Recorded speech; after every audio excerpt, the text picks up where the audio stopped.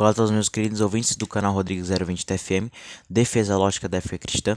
Neste vídeo nós iremos refutar novamente o Paulo Coelho de Nóbrega Sobrinho naquele vídeo intitulado de Em Busca do Jesus Histórico parte 2. Já convido você a deixar seu like, se inscrever no canal, ativar o sininho de notificações, comentar sugestões para próximos vídeos e compartilhar este vídeo nas suas redes sociais. Bom, naquele vídeo, em questão que nós iríamos refutar aqui, o Paulo Coelho ele afirma, que ele viu meu vídeo e a única contra-argumentação que ele apresentou foi me xingar, foi fazer ofensas contra a minha pessoa, contra a minha fé, contra os cristãos, contra a Bíblia, enfim. Ele pediu, para que eu não utilizasse a imagem dele no meu canal, enfim, por respeito ao Paulo Coelho, nós não utilizaremos a imagem dele aqui, o rosto dele aqui, mas apenas utilizaremos o áudio, a voz dele. Veja aí algumas das ofensas dele que ele fez no vídeo dele.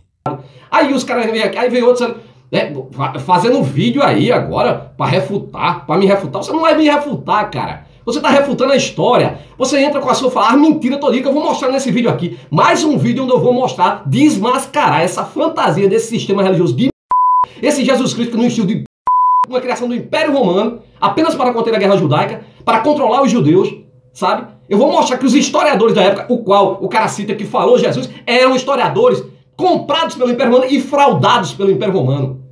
Tá? Seu babaca. Agora eu não vou dizer seu nome não, seu besta. Agora você usou, A carapuça caiu na sua cabeça. Você usou imagem minha, viu? Eu não uso imagem de ninguém aqui.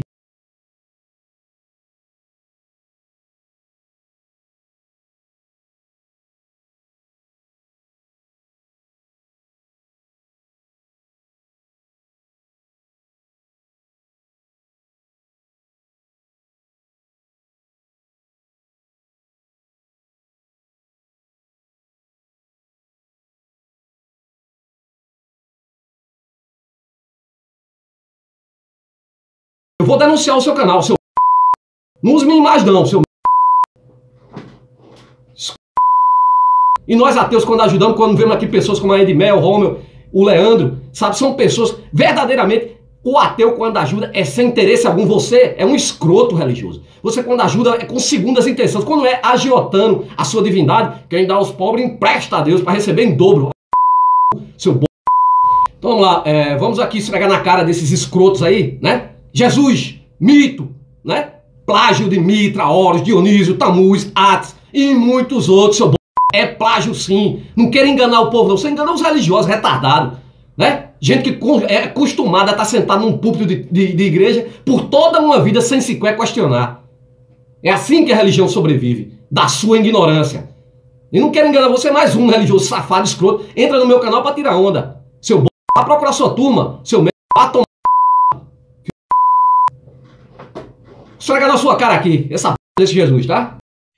Bom, quando você vê um sujeito que, ao invés de trazer uma contra-argumentação com base na história, em documentos históricos, em historiadores, em eruditos, em acadêmicos, ao invés disso ele te xinga simplesmente, parte para falar ad hominem, você pode ter certeza de que o sujeito não sabe nada de história, nunca estudou sobre o assunto, e quando se sente refutado, parte para agressão verbal, e para humilhação do outro. Inclusive, eu já entrei em contato com o mediador do canal Arena Apologética e estarei deixando aqui embaixo na descrição o meu e-mail. Se o Paulo Coelho estiver disposto a debater sobre a historicidade de Jesus, sobre se Jesus existiu ou não, vou estar aí deixando o meu e-mail aí na descrição do vídeo. E você, Paulo Coelho, se você aceitar debater comigo sobre se Jesus existiu ou não, você me mande um e-mail com o número do seu WhatsApp e nós conversamos, organizamos tudo certinho, a data, a hora e como será o debate, tá? Bom, então vamos ao vídeo diretamente, ao vídeo objetivamente. O que ele fala naquele vídeo, quando ele entra finalmente no assunto. Se você for ver aquele vídeo, ele é cheio de espantalhos. Ele demora muito para entrar no assunto, Ele muda de assunto, às vezes até entra em assunto que não tem nada a ver com a existência de Jesus, enfim. Tanto é que é apenas aos 10 minutos e 35 segundos que ele finalmente entra no assunto do Jesus histórico, se Jesus existiu realmente ou não, E olha o que ele afirma novamente aquilo que já foi refutado no outro vídeo, inclusive deixarei aqui na descrição o vídeo em que eu refuto Paulo Coelho. Ele volta com aquele argumento em que ele afirma que Jesus foi criado pelo Império Romano por Constantino, e afirma também que foram 300 bispos que votaram, né, a favor, e 16 bispos que votaram contra, né, lá em Nicéia. E que esses bispos teriam sido contratados pelo Império Romano, por Constantino, enfim, né, e que eles teriam criado Jesus e teriam colocado ele na Bíblia. Inclusive o babaca lá disse que Jesus não foi eleito não, né? Que é mentira, né? Ele foi eleito por 300, foram 316 bispos contratados, chamados pelo imperador, né? O imperador Constantino. E 300 votou a favor dele ser a divindade e 16 votaram contra a corrente do bispo Ário. Na verdade, né, como eu mostrei naquele outro vídeo em que eu refuto essa alegação dele, é uma afirmação sem base histórica, sem base em documentação histórica, sem base em historiador, sem base em acadêmico sério, em erudito sério. Simplesmente não tem base, né, nem na história, nem na arqueologia, nem em nada, né? Inclusive eu desafio o Paulo Coelho a mostrar uma única fonte histórica que prove que de fato Constantino e o Conselho de Nicéia inventaram Jesus Cristo, né? Sem utilizar livros tendenciosos de pessoas que sequer são historiadores, sérios, né? Que estudam de fato sobre o assunto, que fazem um trabalho sério, né? Se você for pesquisar, a maioria dos estudiosos, dos historiadores, dos acadêmicos, dos eruditos sérios, né? Os melhores, né? Que contemporâneos, os melhores atualmente, você vai ver que todos eles acreditam que de fato Jesus existiu e que consideram essa história de Conselho de Nicéia, que teria inventado a divindade não só a divindade de Jesus, mas também o personagem de Jesus Cristo, como mentirosa, né?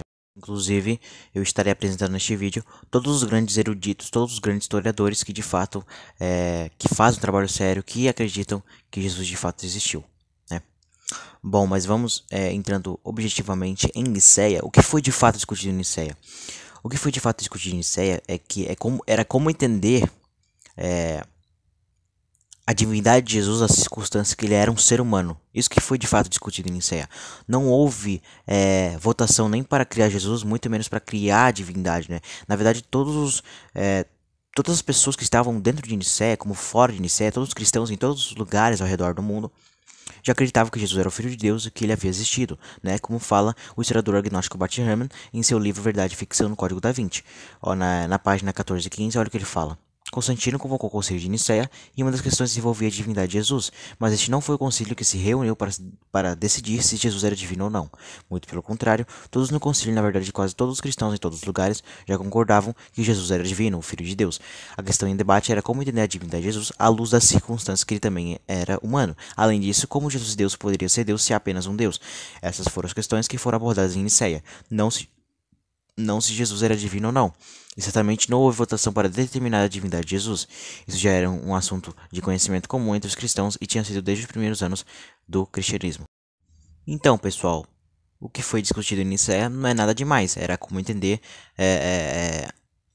a natureza humana de Jesus e a natureza divina. Era como entender que Jesus poderia ser ser humano e Deus ao mesmo tempo. É isso que foi de fato discutido em Nicéia, não é nada demais, não teve votação, não teve criação do personagem de Jesus, nada, mentira. Não tem base histórica isso e, como eu apresentei, o historiador agnóstico Bart Ehrman, inclusive é um grande historiador, um grande erudito, um dos melhores do mundo atualmente, afirma, né, que essa história de que houve uma votação para votar a divindade de Jesus, e essa história de que o Conselho de Nicéia inventou Jesus Cristo, é falsa.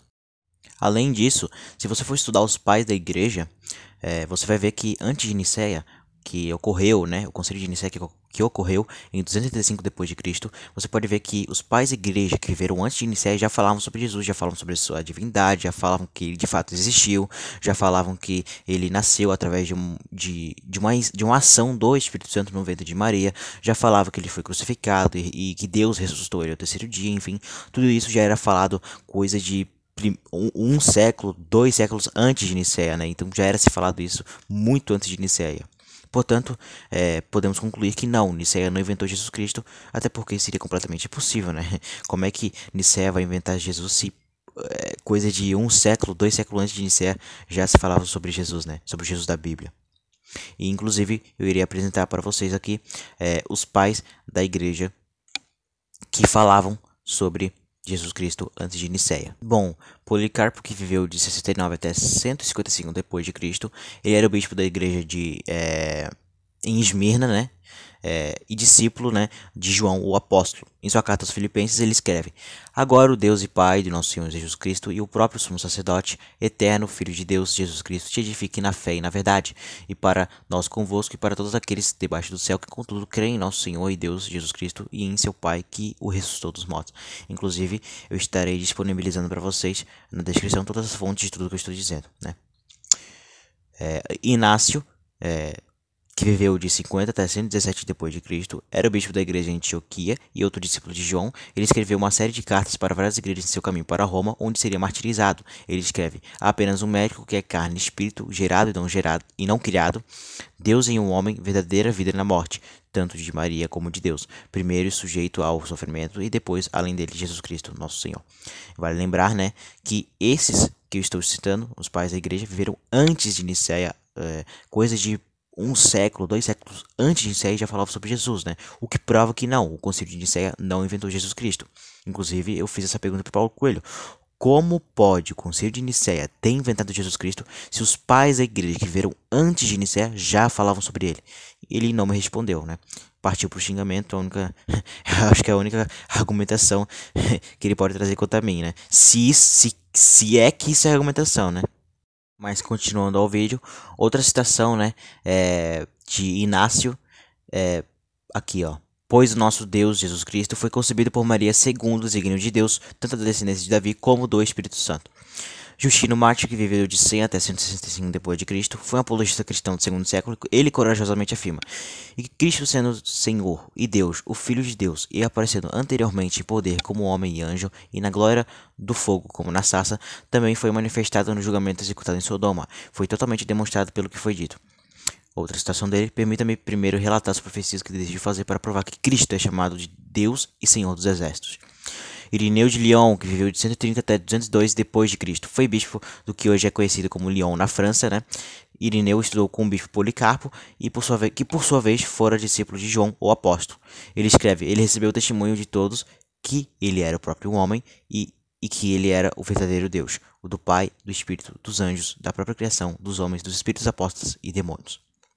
Outra citação de Irineu: Cristo Jesus, nosso Senhor e Deus e Salvador e Rei de acordo com a vontade do Pai invisível.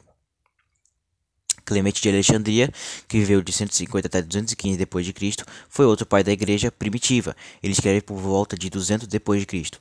Ele escreve: esta palavra então o Cristo a causa tanto de nosso ser no início, pois ele estava em Deus, e de nosso bem-estar. Essa mesma palavra agora apareceu como homem, só ele sendo ambos Deus e homem. Tertuliano, que viveu de 150 até 255 depois de Cristo, foi um dos primeiros apologistas cristãos, escrevendo cerca de 1 século depois de João.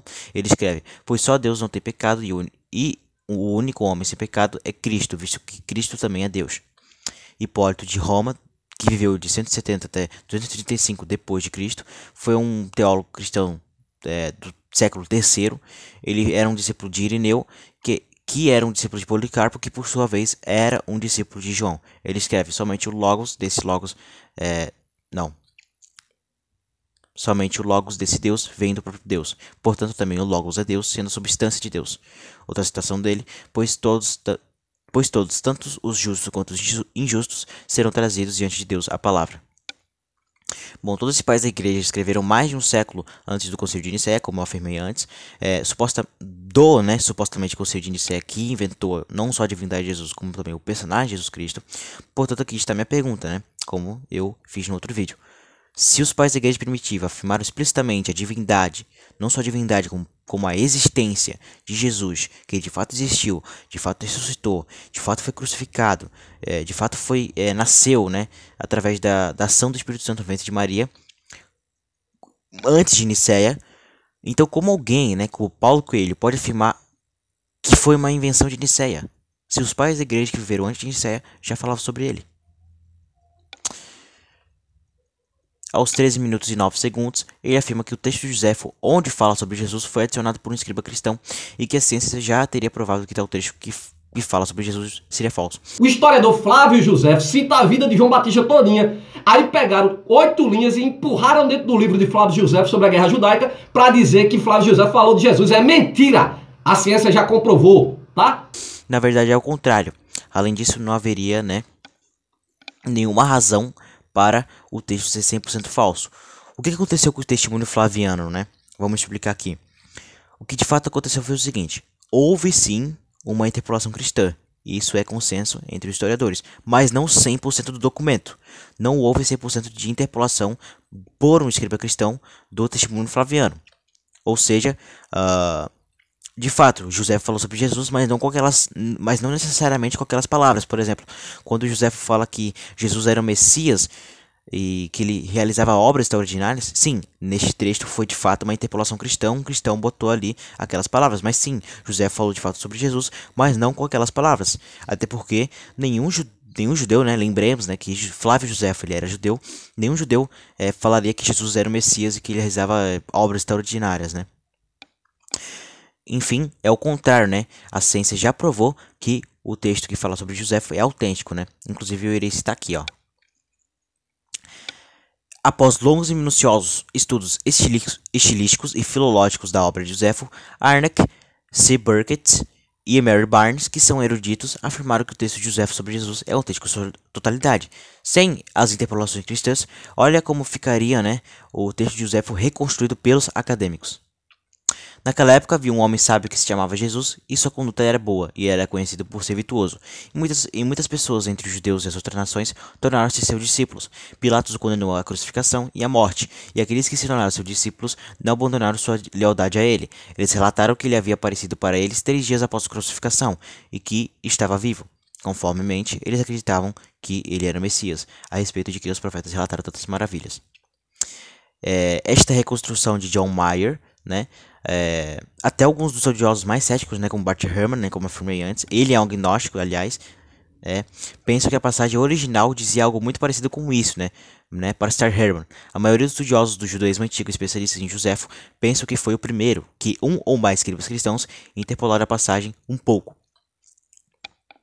né, inclusive, além, né, de como já foi provado pela ciência, que de fato, né, o texto, né, do testemunho flaviano é verdadeiro, apesar de ter sido uma parte dele interpolada por um cristão. Existe também outra razão, né, para que o texto de Josefo não seja 100% falso. Qual é a razão? Simples. As obras de Josefo não estavam na posse dos cristãos com exclusividade. Na verdade, se você for estudar, as obras de Josefo, elas eram também dirigidas às comunidades judaicas da Mesopotâmia e outras regiões ali.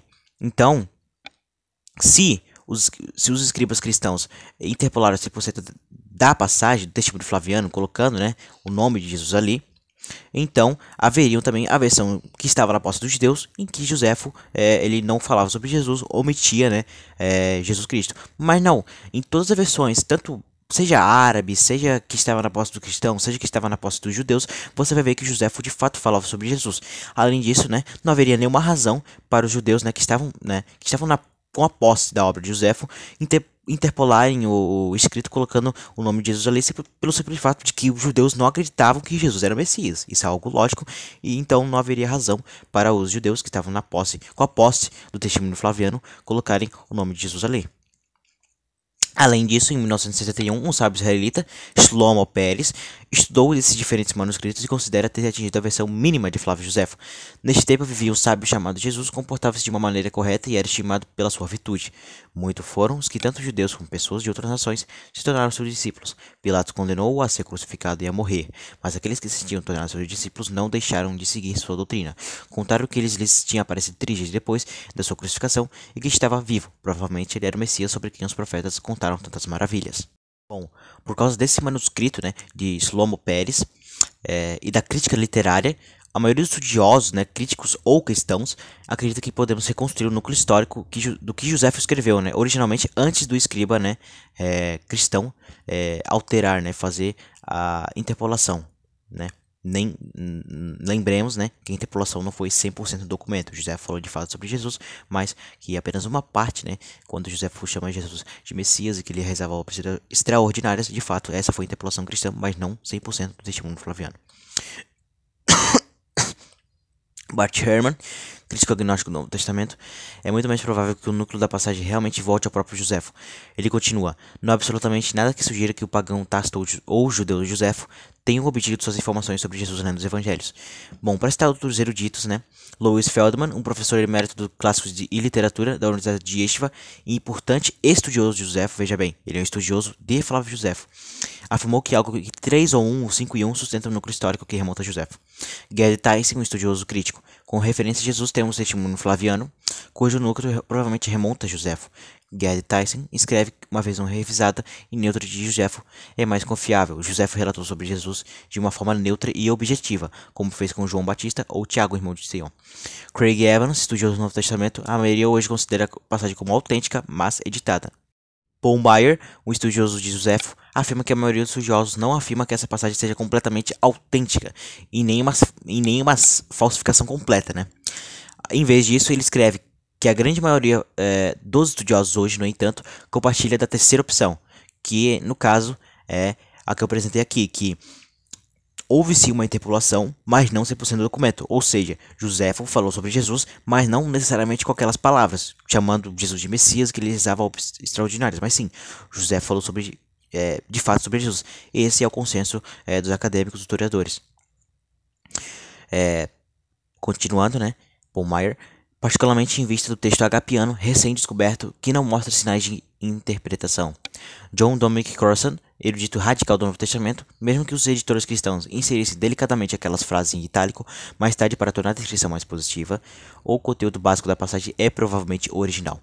A Enciclopédia Britânica, da edição de 2002, chega à seguinte conclusão: estes relatos independentes provam que, nos tempos antigos, nem os oponentes do cristianismo jamais duvidaram da historicidade de Jesus, que foi questionado pela primeira vez e em bases inadequadas em fim do século XVIII, durante o século XIX e no início do século XX. Ou seja, essa história de que Jesus nunca existiu, de que ele foi um mito, sei lá, como Paulo Coelho, né, afirma lá no vídeo dele, que foi copiado de Mitra, Horus, Dionísio, não é velha.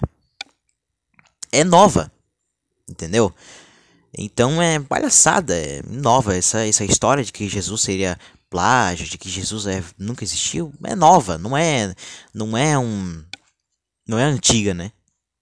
Além disso, segundo Winter, uma significativa maioria dos estudiosos, cerca de 62%, aceitam a autenticidade parcial ou total do testemunho flaviano. Além disso, há uma tendência ainda mais favorável à autenticidade parcial no período posterior à Primeira Guerra Mundial, 1914 até 1918. Bom, essa é a versão de Maier, né? Sobre o testemunho flaviano. Por esse tempo apareceu Jesus, um homem sábio, pois ele foi o autor de feitos surpreendentes, um mestre de pessoas que recebe a verdade com prazer. E ele ganhou seguidores tanto entre muitos judeus, como dentre muitos de origem grega. E quando Pilatos, por causa de uma acusação feita pelos nossos homens mais proeminentes, condenou-o à cruz, aqueles que o haviam amado antes não deixaram de fazê-lo. E até hoje a tribo dos cristãos que deve esse nome a ele não desapareceu. Bom, né? Como eu disse antes, essa é a versão de Maier. A versão, né, é aceita por essa versão, né, de Maier é aceita por estudiosos de vários âmbitos, seja ateu, seja agnóstico, seja protestante, seja católico ou seja judeu, né? Por exemplo, para citar, o protestante N.T. Wright, o católico John Dominic Crossan, de Paul University, Estados Unidos, a judia Paula Frederickson, da Boston University, e o agnóstico Bart Ehrman, da Universidade de Carolina do Norte, entre muitos outros. Geza Vermes, de forma independente, chegou a conclusões similares às de John Maier e enfatiza os adjetivos homem sábio e realizador de feitos controversos, além do relato da crucificação por Pôncio Pilatos e não extinção do movimento cristão como sendo autenticamente de Joséfo. Aos 13 minutos e 41 segundos, ele afirma que seria possível que João Batista, do qual ele acredita que de fato existiu, tenha tido influência religiosa dos essênios. Seu pensamento era muito particular, o pensamento do João Batista era muito particular. É possível que esse profeta tivesse tido influência religiosa dos essênios. Bom, é totalmente provável que João Batista tenha sido, né, influenciado pelos essênios, simplesmente porque os essênios não eram os únicos a advogar uma vida de ceticismo ou praticar o batismo. Se João partilhava com os essênios essa expectativa do Messias, a qual considerava o precursor, havia inúmeros outros israelitas que acariciavam da mesma esperança, né? Existem pelo menos duas razões pelas quais João Batista não poderia ter sido influenciado pelos essênios. Primeiro, a pregação de João era dirigida, né, a todas as pessoas, e não apenas uma única elite espiritual como os essênios faziam. Segundo, o batismo de João era feito apenas uma vez, né, por pessoa. Por exemplo, João Batista ele batizou Jesus apenas uma vez, e assim foi com as demais pessoas que João batizou, diferente dos essênios que batizavam uma pessoa mais de uma vez, né? Diversas vezes os essênios eles batizavam uma pessoa. Por essa e por outras razões, João Batista não poderia ter sido influenciado pelos essênios. Aos 13 minutos e 47 segundos, ele afirma, né, uma pérola, né? Uma pérola. Ele sugere que o termo Cristo, né, de Jesus Cristo, vem de Cresto dos essênios, né? Que era a adoradora de Crestos. Está aí. Crestos Cristos. Porém, o que ele não percebe é que Cristo sequer é nome. Cristo é um termo que significa ungido. Portanto, não poderia ter sido plagiado de Cresto dos essênios. Aos 13 minutos e 53 segundos, segundo eles, os romanos teriam plagiado a divindade dos essênios e até mesmo as cartas dos essênios e teriam inserido dentro da Bíblia. Né?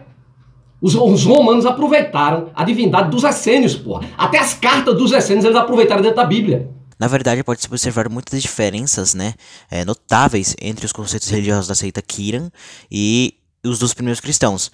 Os cristãos de Quiran revelam regulamentos sabáticos, né, extremamente rígidos e uma preocupação quase que obsessiva com a pureza cerimonial, diferente dos evangelhos de Lucas, né, e Mateus, onde mostra, por exemplo, no caso do Evangelho de Mateus, no capítulo 15, né, do 1 até o 20, mostra lá Jesus e seus discípulos não lavando a mão, por exemplo, antes de se alimentar. E também no Evangelho de Lucas, capítulo 6, versículo 1 até o 11, mostra também Jesus curando, né, uma pessoa com problema na mão num sábado, né, o que era dia de descanso, né.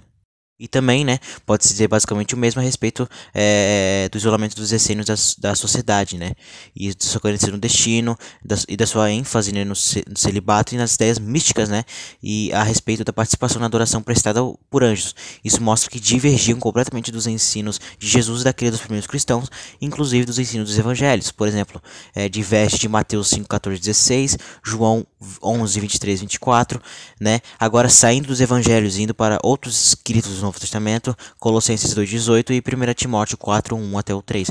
Então, todos esses textos divergem dos ensinamentos dos essênios, portanto os romanos não poderiam ter pegado, né, os escritos dos essênios e terem colocado dentro da Bíblia, porque muita coisa do que está nos evangelhos diverge do que os essênios acreditavam.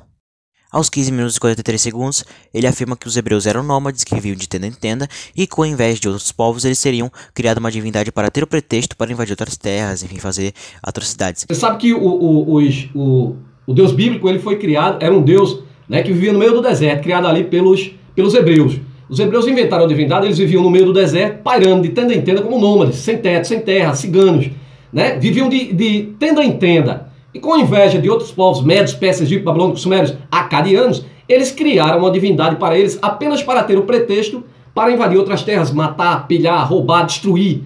Na verdade, isso é mentira. Primeiramente, que não há evidência de que os judeus foram politeístas e nem que plagiaram outros povos. Eles eram monoteístas, né? Inicialmente, né, quando Abraão fundou Israel, Abraão era monoteísta, ou seja, os hebreus, né, inicialmente eles eram monoteístas que, infelizmente, né, depois de alguns anos, se interessaram pelo politeísmo. Foi isso que aconteceu, entendeu?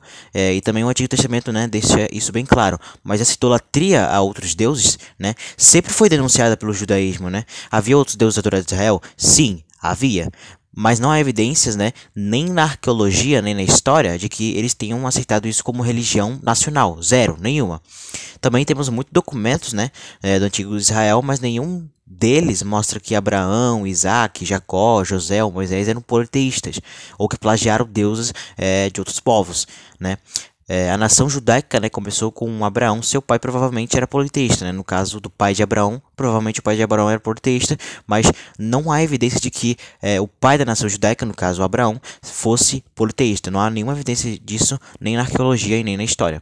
E nem que os hebreus, né, plagiaram outros povos. Além da precisão, né, e sobriedade do relato bíblico, superando de longe as perspectivas pagãs, O próprio monoteísmo, né, pregado pela Bíblia, mostra que a tradição antiga preservada nas escrituras é mais pura e original do que as variações politeístas, né? Primeiramente, o Antigo Testamento foi extremamente revolucionário em seu contexto histórico-cultural, né? Sendo o primeiro a introduzir, né, o registro da história e o direito escrito no Oriente Médio. Isso sem contar com a superioridade da lei sobre os demais códigos legais do período, né, e com a insanidade lógica que foi propor um monoteísmo e a existência, né, de um único templo em Israel. Além disso, a percepção de divindade e de relacionamento entre Deus, o mundo e do papel humano descritos no Antigo Testamento deram o mais sólido aval, né, ideológico para o desenvolvimento da ciência moderna, né.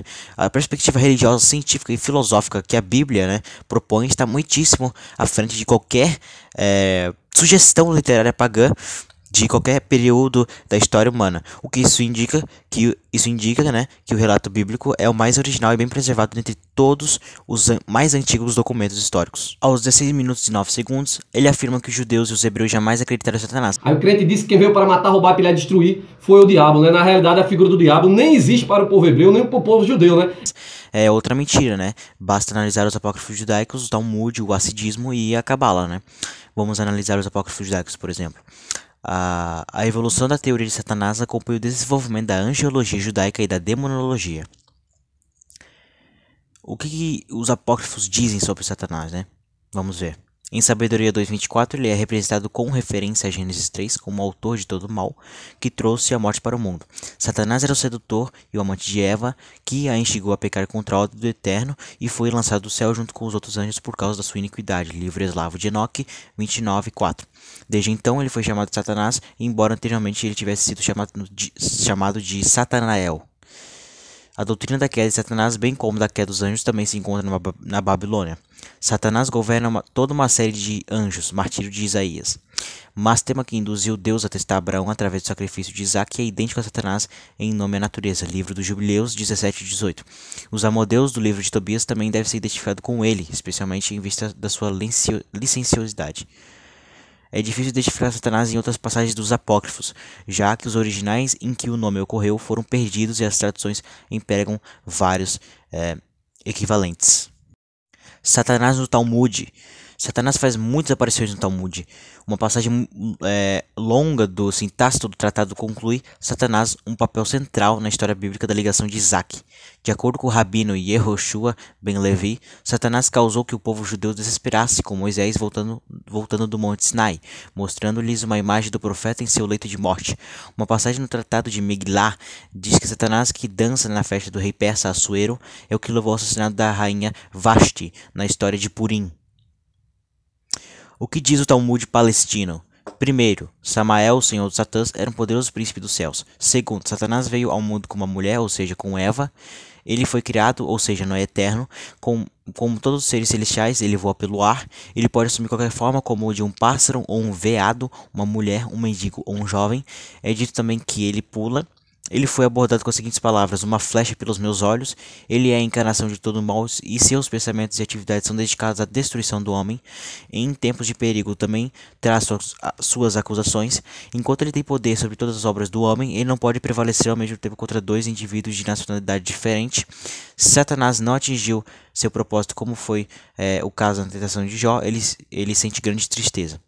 Agora, na Cabala, os textos cabalísticos oferecem uma descrição rica, não apenas de Satanás, mas de um reino inteiro do mal, povoado por demônios e espíritos que existem em paralelo ao reino dos santos.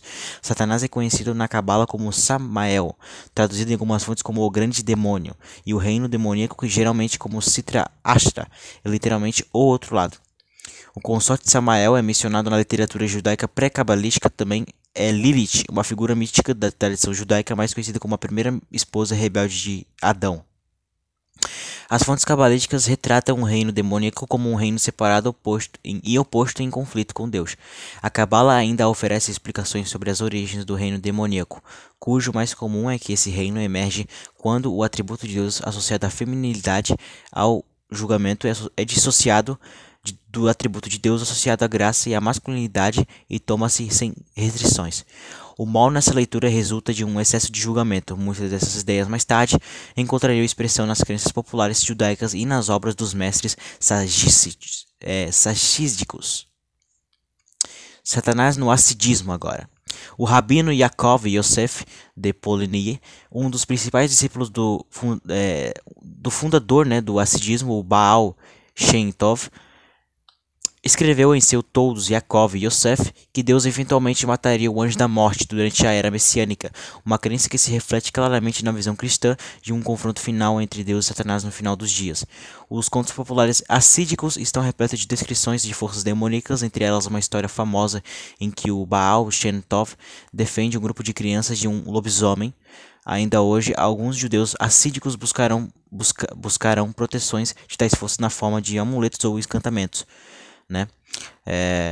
Algumas comunidades judaicas, particularmente no mundo sefaradita, também concedem amuletos como proteção contra espíritos malignos e mantêm uma série de costumes e rituais destinados a manter esses espíritos à distância. As fontes judaicas que remontam aos tempos bíblicos, incluindo fórmulas para exorcismos para libertar o possuidor de um espírito maligno, conhecido como Dibuk. Vale lembrar também que Satanás foi mencionado na liturgia, né, em um período inicial, como na oração matinal, né, diária na bênção da lua nova, e seu nome tem ocorrido naturalmente em amuletos e encantamentos até os dias atuais. E também, para finalizar, né, essa questão de Satanás e os judeus, existem também algumas citações na tradição judaica sobre Satanás que provam, né, que os judeus creem sim na sua existência. Rabi David Kinch, assim como nós entrantes pela salvação do seu povo pela mão do Messias, filho de Davi, que ferirá Ra-Satã, o cabeça, o rei, o príncipe da casa dos perversos. Pesiquita Rabat. E quando o viu, Satã ficou tremendo e caiu sobre o seu rosto e disse: certamente este é o Messias que vai fazer com que eu e todos os anjos e nações sejamos engolidos no inferno. Pois é dito, ele vai engolir a morte para sempre, e o Senhor Deus limpará as lágrimas de todos os rostos. Nessa hora os anjos das nações em agitação irão dizer-lhe: Mestre do universo, quem é este através de cujo poder estamos a ser engolidos? Qual é o nome dele? Que tipo de ser ele é? O santo, bendito seja, ele responderá: ele é o Messias e seu nome é Messias Efraim, o meu justo. Então você pode observar que, sim, os judeus de fato acreditam em Satanás e Paulo Coelho está refutado novamente. Aos 22 minutos e 30 segundos, ele afirma que a ressurreição foi adicionada muito tempo depois da Bíblia ter sido escrita. E de fato não ressuscitou. A questão da ressurreição foi colocada muito tempo depois da Bíblia. Na verdade, novamente, isso é mais uma alegação sem fonte histórica, sem fundamentos, sem documentação histórica, nada, nenhum historiador diz isso. E eu irei abordar a confiabilidade dos evangelhos, né, do Novo Testamento, mas lá na frente. Aos 22 minutos e 50 segundos, ele afirma que ele cita, né, os supostos milagreiros da época de Jesus, né? Entre eles Apolônio de Tiana, Simão de Pérea, Oni, o desenhador de círculos, e o rabino Anina Bendossa. Continuando aqui, na época em que Jesus teria vivido, entre o ano 25 e o ano 30 depois de Cristo, haviam vários filósofos religiosos que estavam em constante migração e que faziam milagres. Um deles, Apolônio de Tiana, que de fato existe até estátua de Apolônio de Tiana. Apolônio de Tiana, que teve seu nascimento acompanhado de algo incomum no céu. Adulto saiu de casa para criar seu próprio ministério, curava doentes e ressuscitava mortos. Apolônio de Tiana. Os seguidores e outros historiadores afirmavam que Apolônio de Tiana era o Filho de Deus. Não é? O nascimento de Jesus e de Apolônio se deu de formas milagrosas. Entre o ano 10 ao ano 90 depois de Cristo, né, vemos que Apolônio de Tiana e Jesus não eram os únicos milagreiros. Não eram os únicos. Olha só. Não eram os únicos milagreiros na região. Havia Simão de Pérea, também chamado de Messias, e ressuscitou ao terceiro dia. Havia Roni, o desenhador de círculos. Havia também outro rabino chamado Hanina Bendossa. Bom, vamos analisar cada um destes supostos milagreiros e ver se eles possuem alguma razão para eles serem considerados Messias ao lado de Jesus. Apolônio de Tiana. É dito que Apolônio de Tiana, que viveu no primeiro século, também realizou milagres. Teve discípulos, morreu, e apareceu após sua morte como Jesus. Portanto, concluem os críticos, o que Jesus fez não é único. Alguns até dizem que isso é evidência de que o relato cristão das curas, milagres e aparições pós-morte de Cristo foi simplesmente copiado dos relatos de Apolônio. Essas acusações são corretas? Não, não são, né? Em primeiro lugar, os relatos de Apolônio foram escritos bem depois, né, dele ter vivido, por um homem chamado Filóstrato, que viveu de 170 até 245 depois de Cristo. Isto foi muito depois do Novo Testamento ter sido escrito. Portanto, os relatos escritos de Apolônio não foram escritos por testemunhas oculares como os evangelhos, né?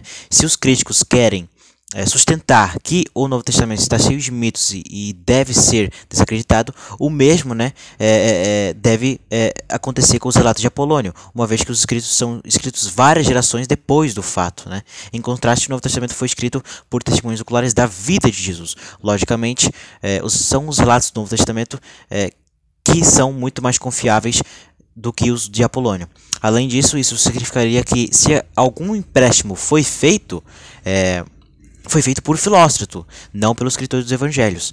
Em segundo lugar, os relatos de testemunhos oculares dos escritores do Novo Testamento foram escritos antes do final do primeiro século. Por exemplo, sabemos que Mateus, Marcos, Lucas e Atos não contêm o relato da queda de Jerusalém que ocorreu em 70 depois de Cristo. Essa queda incluiu a destruição do templo de Jerusalém, que foi profetizada por Jesus em Mateus 24:1, Marcos 13:1 e Lucas 21:5. Um evento tão incrivelmente importante na história judaica certamente teria sido incluído em Atos e nos evangelhos sinóticos, Mateus, Marcos e Lucas, se eles tivessem sido escritos depois de 70 depois de Cristo, já que iriam verificar as habilidades preditivas de Jesus, mas não está incluído. Portanto, é seguro dizer que foram escritos por testemunhas oculares da vida de Jesus, ao contrário dos relatos de Apolônio. Terceiro, Filóstrato é a única fonte para os relatos de Apolônio, diferente da Bíblia que tem várias fontes. Em outras palavras, temos diferentes escritores escrevendo sobre Jesus, né? Mateus, Marcos, Lucas, João, Paulo, etc. São diferentes escritores cujas epístolas foram reunidas pela igreja e reunidas na Bíblia. Isso significa que não há nenhuma verificação para Apolônio, além da escrita única de Filóstrato. Quarto, Filóstrato foi comissionado por uma imperatriz para escrever uma biografia de Apolônio a fim de dedicar um templo a ele. Isso significa que havia um motivo para Filóstrato embelezar os relatos a fim de satisfazer as exigências da imperatriz. Simão de Pérea. De onde surgiu a ideia de que supostamente Simão de Pérea poderia ser um candidato a ser Messias? Essa ideia é derivada da descoberta de uma tabuleta, né, de pedra de 3 pés, mitologizada como revelação de Gabriel, ou a pedra de Gesalson, né, que foi escavada perto do Mar Morto no ano 2000. É associado com a mesma comunidade que produziu os pergaminhos do Mar Morto, né? Ela contém 87 linhas de texto hebraico escrito em tinta, datada paleograficamente para o primeiro século antes de Cristo. Tinta sobre pedra é um achado muito incomum, então é desnecessário dizer que há um debate considerável quanto à sua autenticidade. Aí eu vou estar deixando na sua tela as colunas, no caso, do escrito de Simão. As partes entre colchetes, né, foram acrescentadas para que o texto fizesse mais sentido. O problema sério para essa reivindicação radical é que a tradução da linha 80 como em 3 dias viverá é pura especulação. De acordo com o documentário, né, que existe um documentário tendencioso que afirma que Jesus foi uma cópia de Simão de Pérea, né? Nenhum outro estudioso concorda com ele, né? Apesar de seus melhores esforços, mais testes não conseguiram revelar letras ausentes, né? Em um artigo apresentado em uma conferência de 2009, né, da Rice University, sobre a Pedra de Gabriel, agora publicada no volume da conferência como As Dimensões Apocalípticas da Revelação de Gabriel em seu contexto histórico, Israel Korn, né, especialista em línguas bíblicas na Universidade Hebraica de Jerusalém, sustenta que o texto foi composto pouco depois de 4 a.C., né, por seguidores do líder messiânico Simão, que foi morto na Transjordânia em 4 a.C., que é onde a pedra, né, foi provavelmente encontrada. Ele continua a vê-la como um exemplo de que chama de messianismo catastrófico, né, onde o Messias morto dá uma nova aliança a Israel. O que ele agora duvida é que o texto fala de fazer o morto viver depois de 3 dias, seguindo as leituras de Denis e Elusur, ele aceita como uma tradução para a linha 80. Em 3 dias o sinal será dado. Eu sou Gabriel. A palavra crítica, né, de Korn, uma vez leu como um verbo fazer, viver, agora é lido como um substantivo sinal. De qualquer forma, para refutar, né, a ideia de que Jesus copiou Simão, basta recorrer às profecias. Jesus cumpriu profecias que ele não tinha como cumprir intencionalmente, né, como ser descendente de Abraão, de Isaac, de Jacó, né, e Davi. Tudo isso está no caso de Abraão, Gênesis 2:3, Mateus 1:1, Isaac, Gênesis 17:19, Lucas 3:23-34, Jacó, Gênesis 28:14, Lucas 3:23-34, e Davi, 2 Samuel 7:12, 13, Mateus 1:1, nascer de uma virgem, Isaías 7:14, Mateus 1:18-25, Lucas 2:26-38, em Belém, Miqueias 5:2, Mateus 2:1-2, ser traído por um amigo próximo, Salmos 55:12-14, Lucas 22:47-48, seus discípulos o abandonarem na hora de necessidade, Salmos 69:20, Marcos 14:33-41, ser acusado por falsas testemunhas, Salmos 35:11, Marcos 14:55-59, líderes políticos e religiosos conspiraram contra ele, Salmos 2:2, Mateus 26:3-4, sofrer deboches e blasfêmias, Salmos 22:7-8, Salmos 109:25, Mateus 27:39-43, ser zombado e cuspido, Isaías 56, Mateus 26:67-68, e ter suas roupas divididas em sua túnica sorteada, Salmos 22:18, João 19:23-24, alguém lhe oferecer fel e vinagre para beber, Salmos 69:21, Mateus 27:34, ser cruelmente assassinado, Isaías 53:27, Mateus 27, não ter nenhum osso quebrado, Salmos 34:20, João 19:33, ter o lado furado, Mateus 22:14, João 19:34, e entre muitas outras profecias a respeito do Messias que Jesus cumpriu. Portanto, Jesus não poderia cumprir todas essas profecias intencionalmente, o que é algo muito impossível, né, de Jesus ter cumprido, mas Jesus cumpriu. Uma vez que existem evidências históricas do cumprimento de muitas dessas profecias, não há nenhuma razão para pensar que elas se cumpriram apenas dentro da Bíblia, né? Ninguém seria tão louco a ponto de enfrentar a morte mais ignominiosa, né, possível só para ser aceito como Messias de Israel. Simão simplesmente não pôde escolher seus pais e o lugar de seu nascimento, e Simão falha em todas as outras profecias. Por exemplo, a profecia de Isaías 53 descreve a expiação do Messias pelos pecados de Israel e do mundo. Isso não se parece nada com a vida de Simão, né? Mas se encaixa perfeitamente na de Jesus. Além disso, Isaías 53:2 diz que o Messias não tinha beleza ou majestade que nos atraísse, né? Nada em sua aparência para que o desejássemos. Essa descrição do Messias não se parece nada no caso de Simão, que foi descrito por Joséfo como tendo compleição alta e robusta, muito superior aos outros de sua ordem. Em outras palavras, ele tinha o porte físico desejado aos olhos humanos para ser um rei, mas não necessariamente aos olhos de Deus, né? Conforme 1 Samuel 16:6-7. Isaías 53 foi escrito com séculos de antecedência, e nós até temos uma cópia dos manuscritos do Mar Morto, datado de 125 a.C. Ele descreve humildemente o Cordeiro de Deus, não um alto coroado violento revolucionário. Há apenas um Messias que corresponde a essas profecias: Jesus Cristo. Em Deuteronômio 18:15-9, encontramos uma profecia sobre o Messias que diz que ele seria semelhante a Moisés. Quando João Batista apareceu no deserto pregando, os judeus de Jerusalém enviaram sacerdotes e levitas para lhe perguntar: quem é você? É Elias? Ele disse: não sou. É o profeta? Ele respondeu: não. João 1:21. Este fato nos mostra que o povo de Israel se lembrava da promessa de Deus e ainda aguardava a chegada do profeta, semelhante a Moisés. Como João exerceu um ministério poderoso, muitos judeus, pensaram que ele fosse o Messias, o Cristo, que quer dizer ungido, conforme Daniel 9:26.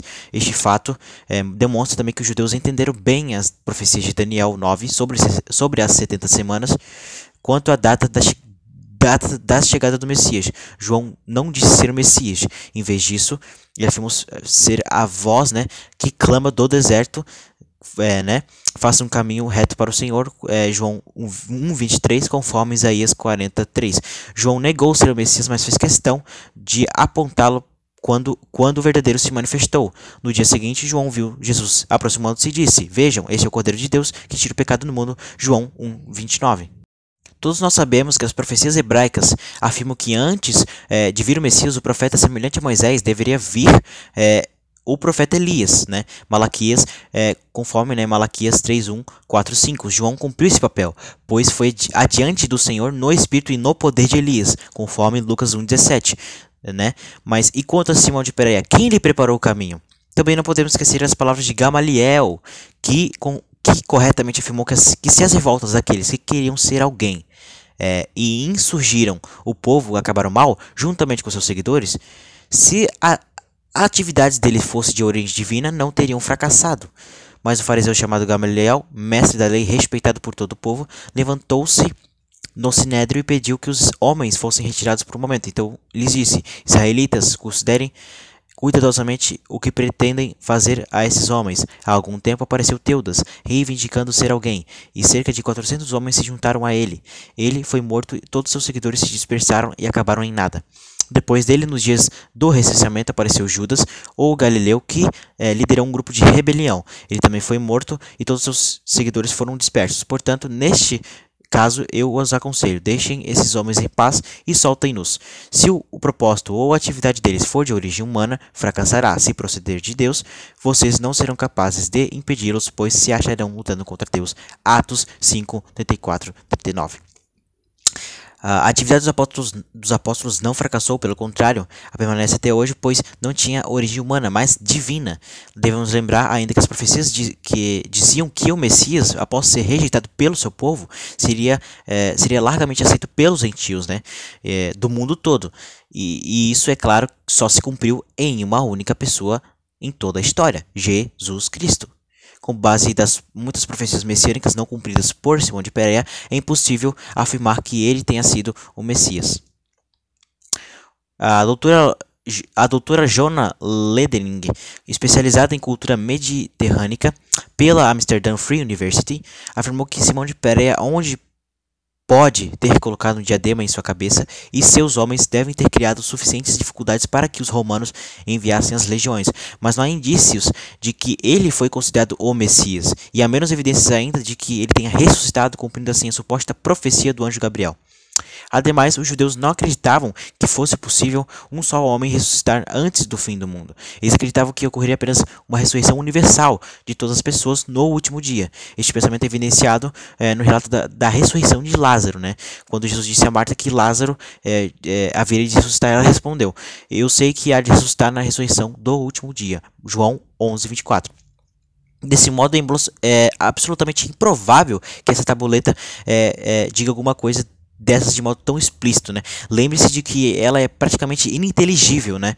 E mais improvável ainda é que os apóstolos tenham inventado que Jesus ressuscitou e entregasse a vida por uma mentira, né?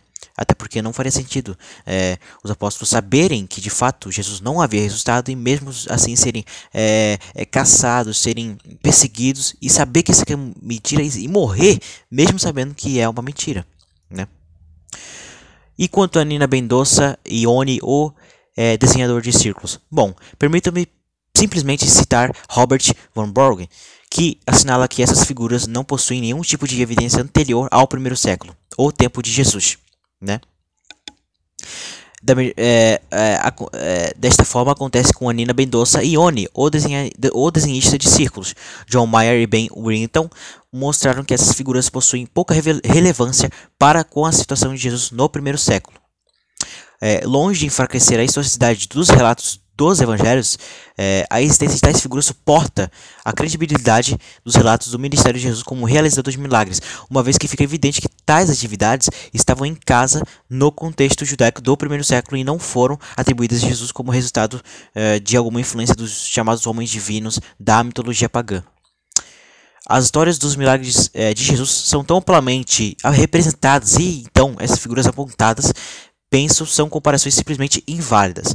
As histórias dos milagres de Jesus são tão amplamente representadas em todos os estratos das tradições dos evangelhos que seria uma ilusão considerá-las não fundamentadas na vida de Jesus. Assim, um consenso dos estudiosos do Novo Testamento é que Jesus praticou o ministério de realização de milagres, entretanto alguém pode querer interpretar ou explicar esses atos.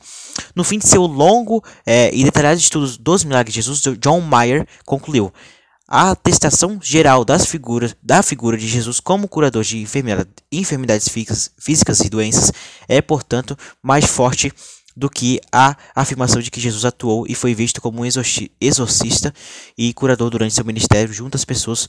Possui tanta corroboração histórica quanto qualquer outra afirmação que nós possamos fazer sobre o Jesus da história. Os milagres de Jesus, como os seus exorcismos, eram realizados para demonstrar a vinda iminente do reino de Deus. Dessa forma, eles funcionaram de forma fundamentalmente diferente do que as maravilhas realizadas pelos mágicos helênicos ou os santos judaicos, como o Rony, desenhador de círculos, e o Anina Bendossa, né? Além disso, os milagres de Jesus diferem dos de Oni e Anina, uma vez que Jesus nunca orou para que um milagre fosse realizado. Ele pode primeiro ter expressado agradecimento ao Pai, mas então ele efetivava, né, os milagres por si mesmo. Ele os realizava em seu próprio nome, né? Não de Deus, né? Além disso, nem Oni, nem Anina exerceu um ministério profético, fez reivindicações messiânicas ou trouxe qualquer ensinamento junto com seus milagres. Nada disso. Assim, Jesus é mais que apenas um outro santo carismático judeu. Ou seja, Jesus está acima de Anina Bendossa e Oni, o desenhador de círculos. Hoje, o consenso dos estudiosos sustenta que a realização de milagres e exorcismo, apoiando a questão de seu caráter sobrenatural, pertence sem sombra de dúvidas a qualquer reconstrução historicamente aceitável do ministério de Jesus, né? Um dos mais proeminentes no debate atual sobre o Jesus histórico é o autor Geza Vermes. Em seu livro Jesus, o Judeu, Vermes documenta dois curandeiros conhecidos na literatura rabínica, né? Como eu disse, um deles era Oni, o desenhador de círculos, e Anina Bendossa. Ao comparar os milagres de Jesus e Oni, o desenhador de círculos, os registros dos milagres de Oni são da Mishnah, 200 depois de Cristo, e de Josefo, né? Flávio Josefo, 90 depois de Cristo. Os relatos de Anina Bendossa foram tirados do Mishnah e o Talmud, né? Cerca de 500 depois de Cristo. Portanto, ao comparar essas duas figuras com o Jesus histórico, é evidente que os documentos históricos que temos para os milagres de Jesus estão muito mais próximos dos próprios eventos, né? Ao comparar esses curandeiros com Jesus, também vemos algumas diferenças gritantes. Por exemplo, Oni não tinha controle sobre as forças da natureza, mas ele podia pedir a Deus por chuva. Os outros exorcistas judeus recorreram a outros poderes, além deles próprios, por meio da oração, para mandar, né, os demônios embora. Eles até invocaram nomes poderosos, como o de Salomão e, no caso, né, de fato, de Deus. Jesus era bem diferente porque quando ele fez uma cura, ele não recebeu poder antes de expulsar os espíritos. Ele fez isso com uma palavra simples e poderosa que era sua, né? Em vez de invocar o nome de Salomão, Jesus disse: eis que algo maior do que a sabedoria de Salomão está aqui. Mateus 12:42. Além disso, Jesus não pediu a Deus que acalmasse a tempestade ou acalmasse as ondas. Ele fez com a sua própria palavra. Conclusão: os supostos candidatos da época de Jesus para Messias possuem diversas inconsistências históricas e não correspondem aos requisitos necessários para ser o Messias profetizado no Antigo Testamento. Portanto, a messianidade de Jesus permanece irrefutável, sendo Jesus o único a preencher todos os requisitos para ser considerado o Messias profetizado pelos profetas do Antigo Testamento. Aos 27 minutos e 13 segundos, ele afirma que João Batista morreu em 27 depois de Cristo. Inclusive João Batista, que teria batizado Jesus depois de morto, né? Ele morreu no ano 27 e Jesus foi batizado no ano 30. Na verdade, isso está equivocado. A maioria das fontes dizem que João Batista foi morto em 29 depois de Cristo e não em 27. Inclusive, considerando que Jesus nasceu entre 6 e 4 depois de Cristo, Seu batismo ocorreu em 27 depois de Cristo, quando ele tinha cerca de 30 anos, conforme diz a Bíblia. Portanto, não foi um zumbi que veio batizar Jesus como Paulo Coelho brinca em seu vídeo. Aos 27 minutos e 33 segundos, apela para a falácia do ad hominem ao me chamar de safado, afirma que eu quero ganhar Ibope. O safado aí que fez um vídeo aí dizendo que me refuta, não vou dar, isso é pra eu dar audiência pro teu canal? Como se me ofender me atingisse de alguma forma. Além disso, não sou eu que estou ganhando dinheiro ensinando mentira, né, Paulo Coelho? Outra coisa, meu vídeo anterior, né, que eu te faço te refutando, não foi para ganhar Ibope, sim para mostrar a verdade e os fatos, expondo, né, expondo quem ensina mentira e que ainda por cima ganha dinheiro, né? Em cima disso. Aos 28 minutos e 16 segundos, Paulo Coelho tem uma péssima compreensão da Trindade. Porque aquilo era urgente para aquela época, para o Império Romano ter uma divindade, né? Monoteísmo, né? Inclusive nem monoteísta é porque é uma trindade, né? A Trindade não são três deuses distintos dentro de um único ser ou essência que é Deus. Existem três pessoas distintas, né? Que não são três deuses distintos. Essas pessoas são coiguais e co-divinas, a saber, o Pai, o Filho e o Espírito Santo, que compartilham a essência total e completa, né? Este conceito não deve ser confundido com o politeísmo que mantém que existem vários deuses, né?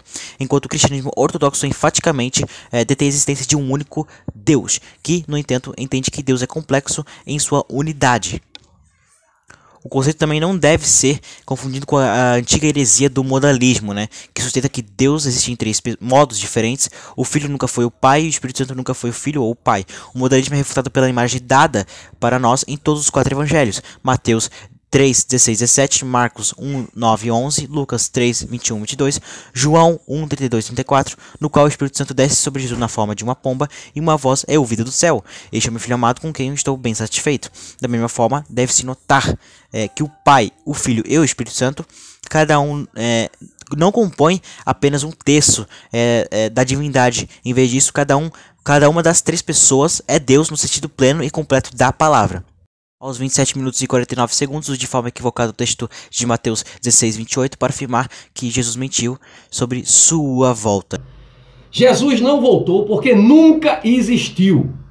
Jesus nunca existiu. Ele diz aqui em Mateus capítulo 18, capítulo 16, versículo 28, com toda a certeza, ele diz, toda a certeza, né, que alguns dos que aqui estão não experimentarão a morte até que vejam vir o Filho do Homem em seu reino. Então ele dizendo na época que aquelas pessoas que estavam vivas ali veriam ele voltar do reino. E até hoje, nada. Primeiramente, o que Jesus quis dizer em Mateus 16, 28 não se trata necessariamente da sua volta. Paulo Coelho já começa errando por aí. Segundo, para entendermos o que Jesus quer dizer em Mateus 16, 28, precisamos fazer uma pergunta. Para quem Jesus fez essa promessa, né? E desde então começou Jesus a mostrar, né? Olha o que diz em Mateus 16, 21. Desde então começou Jesus a mostrar aos seus discípulos que convinha ir a Jerusalém e padecer muitas coisas dos anciãos e dos principais dos sacerdotes e dos escribas e ser morto e ressuscitar ao terceiro dia. 6 dias depois, Jesus consigo a Pedro e a Tiago e a João, seu irmão, e os conduziu em particular a um alto monte, e transfigurou-se diante deles, e o seu rosto resplandeceu como o sol, e as suas vestes se tornaram brancas como a luz. E estando ele ainda a falar, eis que uma nuvem luminosa o cobriu, e da nuvem saiu uma voz que dizia, este é o meu filho amado, em quem me comprazo, escutai-o. E os seus discípulos, ouvindo isso, caíram sobre os seus rostos, e tiveram grande medo. Mateus 17, 1, 6. Comparando com a visão que João teve da vinda do Senhor no seu reino e o Cristo glorificado no Apocalipse, vemos a semelhança, né, entre estes textos, né? A descrição do rei que vem em seu reino. Olha o que diz em Apocalipse 1,16. E ele tinha na sua destra 7 estrelas, e da sua boca saía uma aguda espada de 2 fios, e o seu rosto era como o sol, quando na sua força resplandece. E viu o céu aberto, e eis um cavalo branco, e que estava sentado sobre ele, chama-se Fiel e Verdadeiro, e julga e peleja com justiça. E os seus olhos eram como chama de fogo, e sobre a sua cabeça havia muitas diademas, e tinha um nome escrito que ninguém sabia senão ele mesmo. E estava vestido de veste tingida em sangue, e o nome pelo qual se chama é a Palavra de Deus. E seguiam-nos os exércitos do céu, e em cavalos brancos, e vestido de linho fino, branco e puro, e da sua boca saiu uma aguda espada para ferir com ela as nações. Ele as regerá com vara de ferro. Ele mesmo é o que pisa o lagar do vinho, do furor e da ira de Deus Todo-Poderoso. E no manto da sua coxa tem escrito este nome: Rei dos Reis e Senhor dos Senhores. Apocalipse 19, 11, 16. E ainda como complemento final, além de João, nós temos o testemunho de Pedro, que também estava presente no Monte da Transfiguração, que ia encerrar de vez a questão por sua clareza de detalhes. Porque não vos fizemos saber a virtude e a vinda de nosso Senhor Jesus Cristo, seguindo fábulas artificialmente compostas, mas nós mesmos vimos a sua majestade, porquanto ele recebeu de Deus Pai honra e glória, quando da magnífica glória lhe foi dirigida a seguinte voz: Este é o meu Filho amado, em quem me tenho comprazido. E ouvimos essa voz dirigida do céu, estando nós com ele no Monte Santo. 2 Pedro, capítulo 1, versículo 16 até o 18. Se lemos Marcos 9, 1, 7, iremos ter uma compreensão muito mais fácil do que Jesus estava querendo dizer naquele momento. Primeiramente, a quem Jesus dirigiu aquela palavra? Jesus dirigiu aquela palavra a Pedro, Tiago e a João, né? Dizia-lhes também: em verdade vos digo que, dos que aqui estão, alguns há que não provarão a morte sem que vejam chegado o reino de Deus com poder. E 6 dias depois, né, tudo isso no mesmo texto de Marcos 9, 1, 7, e 6 dias depois, Jesus tomou consigo a Pedro, a Tiago e a João e os levou a sós em particular, a um alto monte, e transfigurou-se diante deles. E as suas vestes tornaram-se resplandecentes e extremamente brancas como a neve, e tais como nenhum lavadeiro sobre a terra as poderia branquear. E apareceu-lhe Elias com Moisés e falava com Jesus. E Pedro, tomando a palavra, disse a Jesus: Mestre, é bom que estejamos aqui e façamos 3 cabanas, uma para ti, outra para Moisés e outra para Elias. Pois não sabia o que dizia, porque estavam assombrados. E desceu uma nuvem que os cobriu com a sua sombra, e saiu da nuvem uma voz que dizia: Este é o meu filho amado, a ele ouve. O contexto de Mateus é o mesmo que o de Marcos. Jesus cumpriu o que havia dito. O que Jesus estava querendo dizer em Mateus e em Marcos é que antes de sua morte, seus discípulos iriam vê-lo transfigurado e em grande poder diante deles. Portanto, não há contradição. Jesus não mentiu. Jesus de fato cumpriu o que havia dito, que os seus discípulos Pedro, Tiago e João iriam ver, antes de experimentarem a morte, iriam ver o reino de Deus e o Filho do Homem assentado sobre ele. Aos 28 minutos e 19 segundos, Paulo Coelho afirma que Jesus nunca existiu e que possui bilhões de textos em livros, revistas e redes sociais honestas fora do sistema religioso. Há bilhões de textos em livros, revistas e redes sociais honestas, né? Não manipuladas pelo sistema religioso, né? Arqueólogos falsos comprados pelo sistema religioso para pregar a mentira, né? Para você nunca se libertar disso. Né? Essas revistas sérias, né, comprovam que Cristo nunca existiu. Livros sérios, religiosos, tentam manipular isso. Pergunta Paulo Coelho: será que Bart Ehrman, um historiador agnóstico, foi comprado pelo sistema religioso? Será que a Enciclopédia Britânica também foi comprada? Será que 62% dos estudiosos, historiadores e acadêmicos, enfim, que acreditam no testemunho flaviano, na autenticidade parcial do testemunho flaviano, também foram comprados? Será que a judia, que nem cristã Paula Frederickson, também foi comprada? São questões a se perguntar ao Paulo Coelho. Aos 29 minutos e 42 segundos, ele cita suas fontes bibliográficas para dizer que Jesus nunca existiu. Primeiro livro, Jesus Cristo Nunca Existiu. Autor Emílio Bossi, escritor suíço, nascido em 1870, falecido em 1920. Quer ver outro livro? Jesus Cristo Nunca Existiu. Autor La Sagesse. La Sagesse é um pseudônimo de Carlos de Souza, escritor brasileiro, médico natural do estado de Minas Gerais, falecido na década de 90. E assim milhares de outros livros, tá? Sérios, livros sérios. Apenas uma taxa pequena dos historiadores acreditam que Jesus nunca existiu. A grande maioria dos grandes eruditos, estudiosos e historiadores acreditam que de fato Jesus existiu. A pequena taxa existente possui teses duvidosas, mentirosas e até mesmo que já foram refutadas.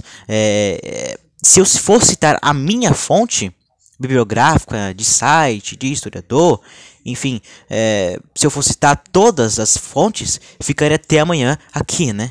Aos 32 minutos e 24 segundos, Paulo Coelho afirma que nenhum historiador do século I nem do século II sequer mencionou sobre Jesus. Historiadores do século I e II nunca ouviram falar do tal do Jesus Cristo. Mais uma mentira, né? Obviamente, muitos historiadores do primeiro e segundo século falaram sobre Jesus. Apenas alguns para citar. Flávio José foi o primeiro século depois de Cristo. né, como eu falei antes, sobre a autenticidade do testemunho flaviano, após longos e minuciosos estudos estilísticos e filológicos da obra de Joséfo, Arnack, Sir Burkitt e Mary Barnes, que são eruditos, afirmaram que o texto de Joséfo sobre Jesus é autêntico em sua totalidade. Também, segundo Winter, uma significativa maioria entre os estudiosos, cerca de 62%, aceita a autenticidade parcial ou total do testemunho flaviano. Além disso, há uma tendência ainda mais favorável à autenticidade parcial no período posterior à Primeira Guerra Mundial, de 1914 até 1918. Tácito, século I depois de Cristo. Cornélio Tácito serve como uma das melhores fontes históricas do mundo antigo. Na verdade, Van Voort afirma que Tácito é geralmente considerado o maior historiador romano, né? No livro 15 e no capítulo 14 de seus anais, ele relata a perseguição, né, do imperador Nero aos cristãos em Roma, lá em cerca de 64 depois de Cristo. Olha o que Tácito disse. Consequentemente, para se livrar do relatório, Nero prendeu a culpa e infligiu as mais requintadas torturas a uma classe odiada por suas abominações, chamada de cristãos. Então o nome vem de Crestos, de quem o nome teve sua origem. Sofreu a pena extrema durante o reinado de Tibério nas mãos de nossos procuradores, Pôncio Pilatos. E uma superstição mais perniciosa assim contida no momento, novamente irrompeu não apenas na Judéia, a primeira fonte do mal, mas também em Roma, onde todas as coisas hediondas e vergonhosas de todas as partes do mundo encontraram seu centro e se tornaram populares. Consequentemente, primeiro foi feita a prisão de todos os que se declararam culpados. Então, de acordo com a informação deles, uma imensa multidão foi condenada, não tanto pelo crime de demitir a cidade, mas por ódio contra a humanidade. Zombaria de todo tipo foi adicionada às suas mortes.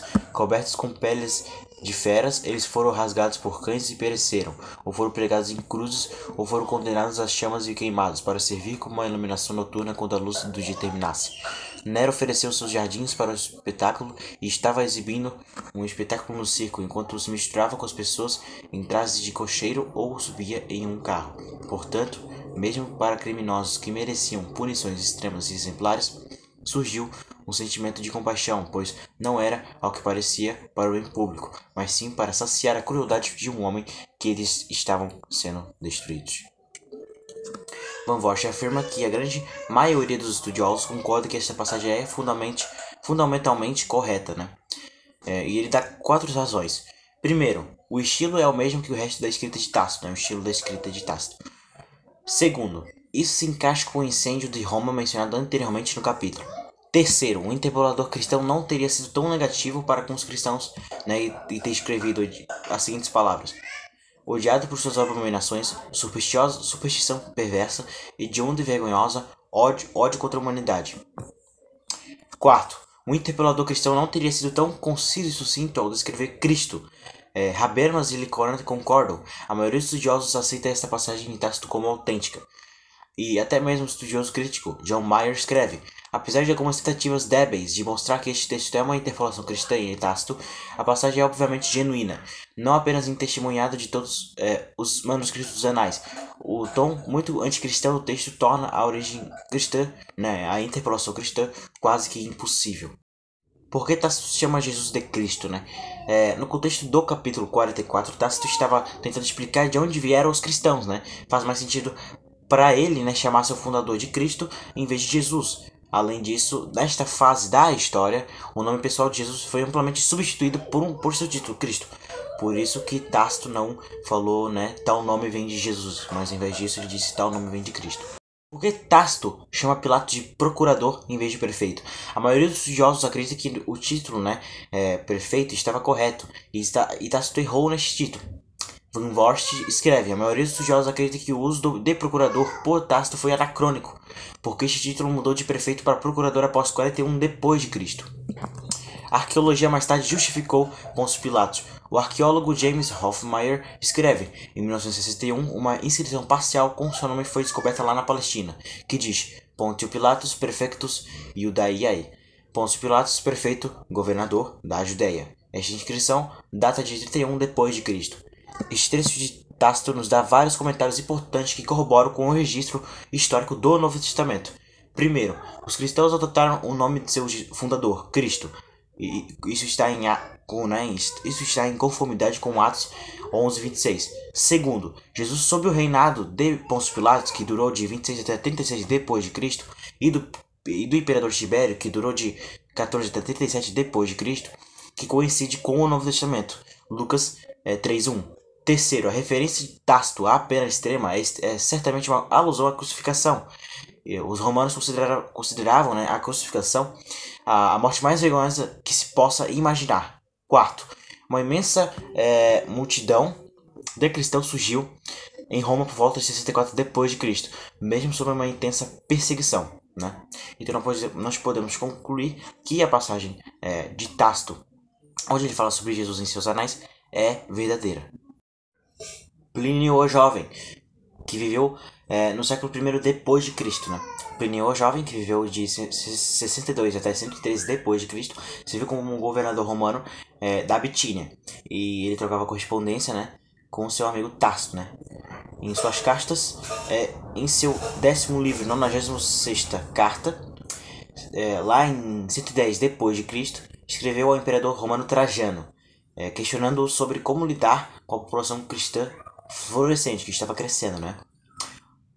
Olha o que ele diz. Toda sua culpa ou erro era que eles tinham o hábito de se encontrar em um determinado dia antes do amanhecer, quando cantavam em versos alternados um hino a Cristo, como a um Deus, e se uniam por um juramento solene, não para quaisquer atos perversos, mas nunca para cometer qualquer fraude, roubo ou adultério, para nunca falsificar sua palavra, nem negar uma confiança quando eles deveriam ser chamados a entregá-la, né, a fé, no caso.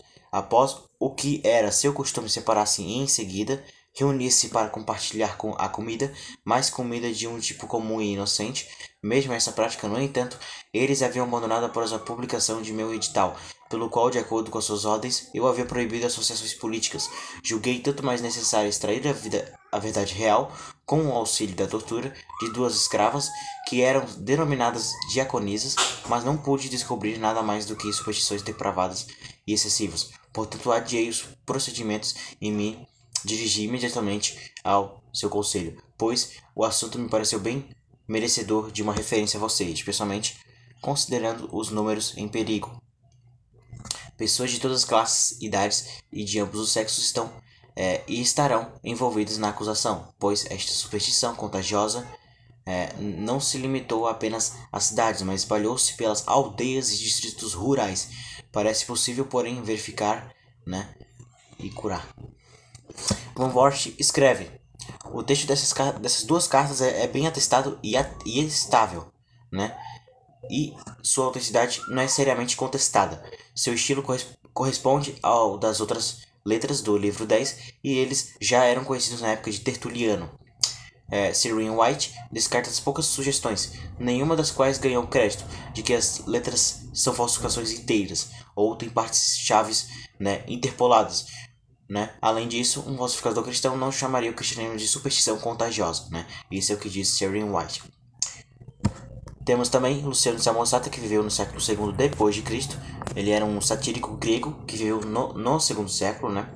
Que viveu de 115 até 200 depois de Cristo, que era altamente crítico do cristianismo. Ele escreve a morte do peregrino, né? Ele escreveu a morte do peregrino por volta de 165 depois de Cristo.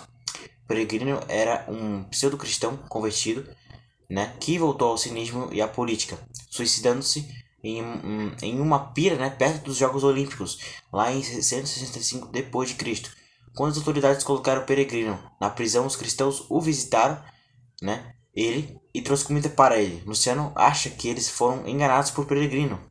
Van Voort escreve: o objetivo de Luciano é alertar os leitores contra o tipo de vida de Peregrino, cuja emocionalidade e teatralidade se opunham à moderação razoável que Luciano defendia. Olha o que ele escreve: os cristãos, vocês sabem, adoram o homem até hoje, o personagem distinto que introduziu seus novos rituais, e foi crucificado por causa disso. Veja, essas criaturas equivocadas começam com a convicção geral de que são imortais para sempre, o que explica o desprezo pela morte e a autodevoção voluntária que são tão comuns entre eles. E então foi impresso neles pelo legislador original de que eles são todos irmãos, no caso Jesus, né? Desde o momento em que são convertidos. E negam os deuses da Grécia, e adoram o sábio crucificado e vivem de acordo com as suas leis. Eles assumem tudo isso pela fé, com o resultado de que desprezam todos os bens mundanos da mesma forma, considerando-os meramente como propriedade comum. Luciano não era amigo, né, dos cristãos, chamando-os de criaturas equivocadas, né. Além disso, a linguagem, né, de Luciano é diferente da linguagem do Novo Testamento. Van Vogt escreve: o uso das palavras não pertencentes ao Novo Testamento, patrono, legislador, e especialmente sua palavra característica para crucificado, também argumenta claramente contra uma fonte do Novo Testamento, né? Portanto, não há conexão literária ou oral entre Luciano e o Novo Testamento e outras literaturas cristãs primitivas em relação à pessoa de Jesus. O que nós podemos concluir disso? Primeiro, os cristãos adoraram Jesus após sua morte. Segundo, Jesus morreu por crucificação. Van Vogt escreve: o verbo de Luciano originalmente significava empalar, fixar em uma estaca, mas sem dúvida se refere aqui à crucificação. Ele usa esse verbo exclusivamente para a crucificação. Também ocorre em seu Prometheus 2:7 e 10 e no Lucidium Vocavilium 2:12. Terceiro, os cristãos acreditavam que haviam recebido a vida eterna, dando-lhes coragem contra a morte. Quarto, eles serviam sacrificalmente a outros e visitavam prisioneiros. Isso está em conformidade com os evangelhos, por exemplo, lá em Mateus 25:35, fora dos evangelhos também, nos outros escritos do Novo Testamento, Hebreus 13:3, Atos 2:4-45. 5. Os cristãos acreditavam que eram irmãos espirituais um dos outros, Mateus 23:8. Sexto, os cristãos negaram o politeísmo e o paganismo. É isso que nós podemos concluir, né, do texto de Plínio, ou jovem.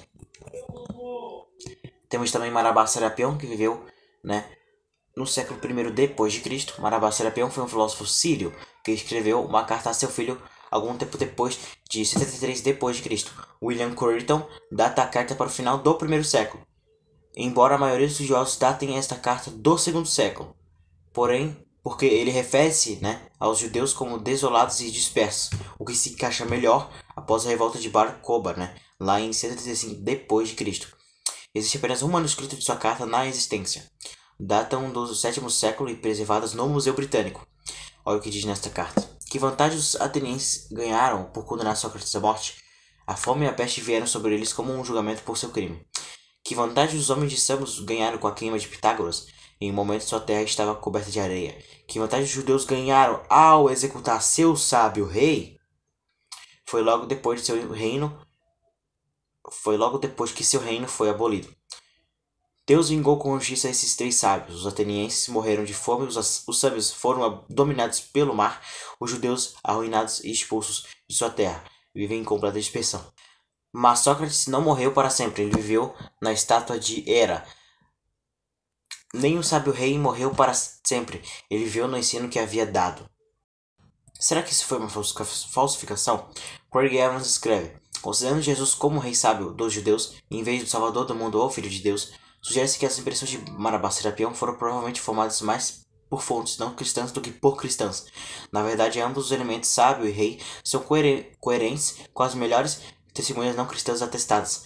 Outra prova de que Marabá Serapião não era ele um próprio cristão é vista em sua declaração de que Jesus vive em seus ensinamentos, ao invés de viver em sua ressurreição. O que podemos aprender com esta carta? Primeiro, Jesus foi chamado de rei dos judeus, conforme Marcos 15:26. Segundo, ele foi morto antes de 70 depois de Cristo e da destruição do templo, né, no caso. Terceiro, Deus julgou a nação de Israel por rejeitar Jesus. Mateus 23:40. Isso está em conformidade, né, com Mateus 23:37 até 39. Mateus capítulo 24, versículo 2. Mateus 27:25. Marcos capítulo 13, do 1 até o 2, Lucas, capítulo 19, versículo 42 até o 44, Lucas, capítulo 21, versículo 5 até o 6, Lucas, capítulo 20, versículo 24, capítulo 23, versículo 28 até o 31. Quarto, Marabá Serapião não usa o nome ou o título de Jesus Cristo, né? No entanto, ele o coloca na categoria de Sócrates e Pitágoras. Portanto, Jesus era considerado sábio, né, pelos não cristãos, ao ponto de ser, né, colocado ao lado de Sócrates e Pitágoras. Aos 33 minutos e 5 segundos, Pergunta como pode Jesus fazendo os milagres não ser notado. Agora imagina um cara que ressuscitava, né? Gente, que ressuscitou, curava leproso, curava cego, curava isso, curava aquilo. Nunca abriu um hospital, filha da p, né? Mas curava isso, curava, só fazia pra aparecer como popstar da Galileia. Como que um cara desse não era notado e não deveria ser escrito em tudo que é lugar, né? Em parede, no escambau, pichado no escambau. Na verdade, ele foi sim notado, né? Como já mostramos, historiadores e escritores como Flávio Josefo, Tácito, Plínio o Jovem, Suetônio, entre muitos outros falaram sobre Jesus. Aos 33 minutos e 33 segundos, afirma que a igreja falsificou os escritos do Novo Testamento. Falsificação pela igreja. A igreja é perita em falsificação de documentos antigos. A história não só contesta a tudo o que vem dos evangelhos, como prova que os documentos em que a igreja se baseou para formar o cristianismo foram todos inventados e falsificados. Tá? Bom, na verdade isso é falso, não há nenhuma razão para você pensar que a igreja tenha falsificado os escritos do Novo Testamento. Se você for estudar os historiadores, os eruditos, os acadêmicos, você vai ver que eles utilizam alguns critérios para saber se determinada documentação histórica, né, é verdadeira ou não. Entre eles poderíamos citar, por exemplo, os critérios do constrangimento ou da contradição. Considera-se autênticos os atos e dizeres de Jesus que teriam provocado constrangimentos ou dificuldades, né, para a igreja primitiva. De acordo com esse critério, né, poderíamos citar algumas passagens dos evangelhos. Por exemplo, o batismo de Jesus, realizado por João, que parece tornar Jesus inferior a João. Este realizava, né, no caso de João, o batismo de arrependimento para a remissão dos pecados, né. Você pode conferir isso em Marcos 1, 4, 11, Mateus 3, 17, Lucas 3, 19 e 22. Também, né, temos a passagem que diz que Jesus não sabia a data do juízo final ou a ignorava. Marcos 13, 32, Mateus 24, 36. É claro que se fosse tudo isso invenção da igreja, ou invenção dos apóstolos, né, ou invenção da igreja primitiva, eles não inventariam nada para diminuir a figura de Jesus, né? E aqui cabe uma observação. Não é que Jesus ignorava ou não sabia a data do juízo final. Isso simplesmente não fazia parte da sua missão na Terra. E não era da vontade do Pai revelar aos homens nada sobre isso além do que já tinha sido revelado. Também podemos citar, né, quando Jesus ele é considerado louco pelos seus familiares, né? É possível conferir isso em Marcos 3, 21. Outra situação em que os apóstolos, nem a igreja primitiva jamais inventariam, né? Também podemos citar a traição de Judas. A igreja, nem os apóstolos, nem a igreja primitiva jamais inventariam tamanha humilhação, né? Conforme está em Mateus 26, 47 e 56, Marcos 14, 43 e 52, Lucas 22, 47 e 53, João 18, 2, 11. A negação de Pedro, Mateus 26, 69 e 75, e o brado de Jesus na cruz, Marcos 15, 34, né? Conforme Salmos 22, 21. 22, 1. Temos também os critérios da descontinuidade, também conhecido como critério da originalidade. Este afirma que são autênticos os atos e dizeres de Jesus, que são autênticos, né, e que não poderiam ser originários do judaísmo de seu tempo nem da igreja primitiva. Entende? De acordo com esse critério, podemos citar, por exemplo, a proibição do divórcio, Marcos 10, 2, 12, a recusa do juramento, Marcos 5, 34 e 37, a recomendação da justiça nova que ultrapassa a dos judeus, Mateus 5, 17 e 48. Também existe o critério da múltipla confirmação, todos os atos e dizeres de Jesus que estejam atestados em mais de uma fonte independente são de fatos reais. Como, por exemplo, podemos citar a expressão reino de Deus ou dos céus, muito utilizada por Jesus nos 4 evangelhos, também encontrada em diversos gêneros literários como parábolas, bem-aventuranças, preces e narrativas de milagres.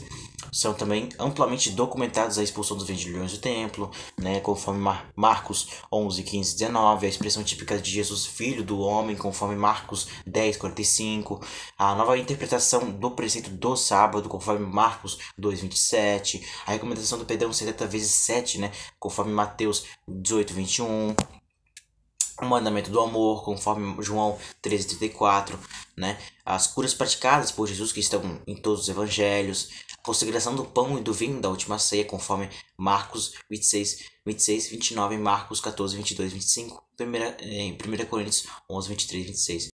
Ou seja, como vocês podem ver, os acontecimentos dos evangelhos estão atestados em mais de uma fonte dependente, entende? Então, esse é um dos critérios que os historiadores utilizam para verificar se tal documentação histórica é verdadeira ou não. Se tal documentação histórica possui um acontecimento, e este acontecimento está registrado em mais de uma fonte independente, está atestado lá, então é de fato real. Pode ser, né, considerado real. Outro critério que os historiadores utilizam é o critério da coerência. Né? Também são reais, ou muita probabilidade disso, os atos de dizer de Jesus que se enquadram bem dentro de dados firmemente estabelecidos. Por exemplo, os debates de Jesus com os fariseus e as palavras do advento do reino de Deus. Né? Então, esse aí é um dos diversos critérios que os historiadores utilizam para verificar se determinada documentação histórica é verdadeira ou não. Outro critério que os historiadores utilizam é o critério da rejeição e da execução. Segundo esse critério, são também reais os atos de dizeres de Jesus Cristo que levaram, né, a um fim violento nas mãos das autoridades judias e romanas. Expressões como eu e o Pai somos um, quem me vê vê o Pai, etc. Jesus, com seus dizeres, com certeza provocou mal-estar e represália das autoridades. Outro critério, né, que os historiadores utilizam são os critérios dos traços de aramaico. Né? Podemos ter certeza da autenticidade dos dizeres de Jesus todas as vezes que são encontrados na versão grega das palavras de Jesus, traços de vocabulários, sintaxe, ritmos e rima aramaicos. Esse critério se apoia em dados filológicos elaborados por especialistas em aramaico como Joaquim Jeremias, Matthew Black, Geza Vermes e Joseph Fitzmyer. Há quem conteste, né, esse critério, pois a Igreja Católica, os cristãos primitivos poderiam ter forjado sentenças que eles atribuíram a Jesus. Né? Desse modo, essas expressões seriam então da Igreja Primitiva, ou da Igreja Católica e não do próprio Jesus. Entretanto, o valor desse critério foi comprovado mediante uma experiência interessante: a tradução dos evangelhos escritos em grego para o aramaico. Veja o que diz a propósito um grande biblista italiano, o professor Gianfranco Ravasi. Foi possível captar no aramaico os jogos fonéticos subjacentes, com os quais se favorecia a lembrança e se comprova a fidelidade da transmissão dos conteúdos. A poesia e a prosa literária hebraica de fato estão ligadas à sonoridade, isto é, ao amagama harmônico dos sons dos vocábulos aos matizes das tonalidades, que se manifestam sobretudo na recitação oral. Assim, vemos que a rima dos vocábulos reaparece nas traduções realizadas para o aramaico, que por sinal era a língua falada por Jesus e pelos apóstolos.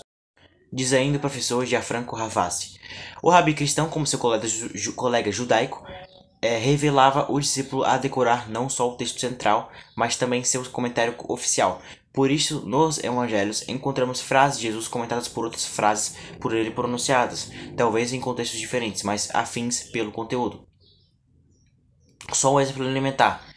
Ao lado do Pai Nosso, reportado por Mateus, temos o comentário de um dos seus pedidos principais: e perdoai-nos as nossas ofensas, assim como nós perdoamos a quem nos tem ofendido. Pois se perdoardes aos outros as ofensas recebidas, também o Pai Celeste vos perdoará.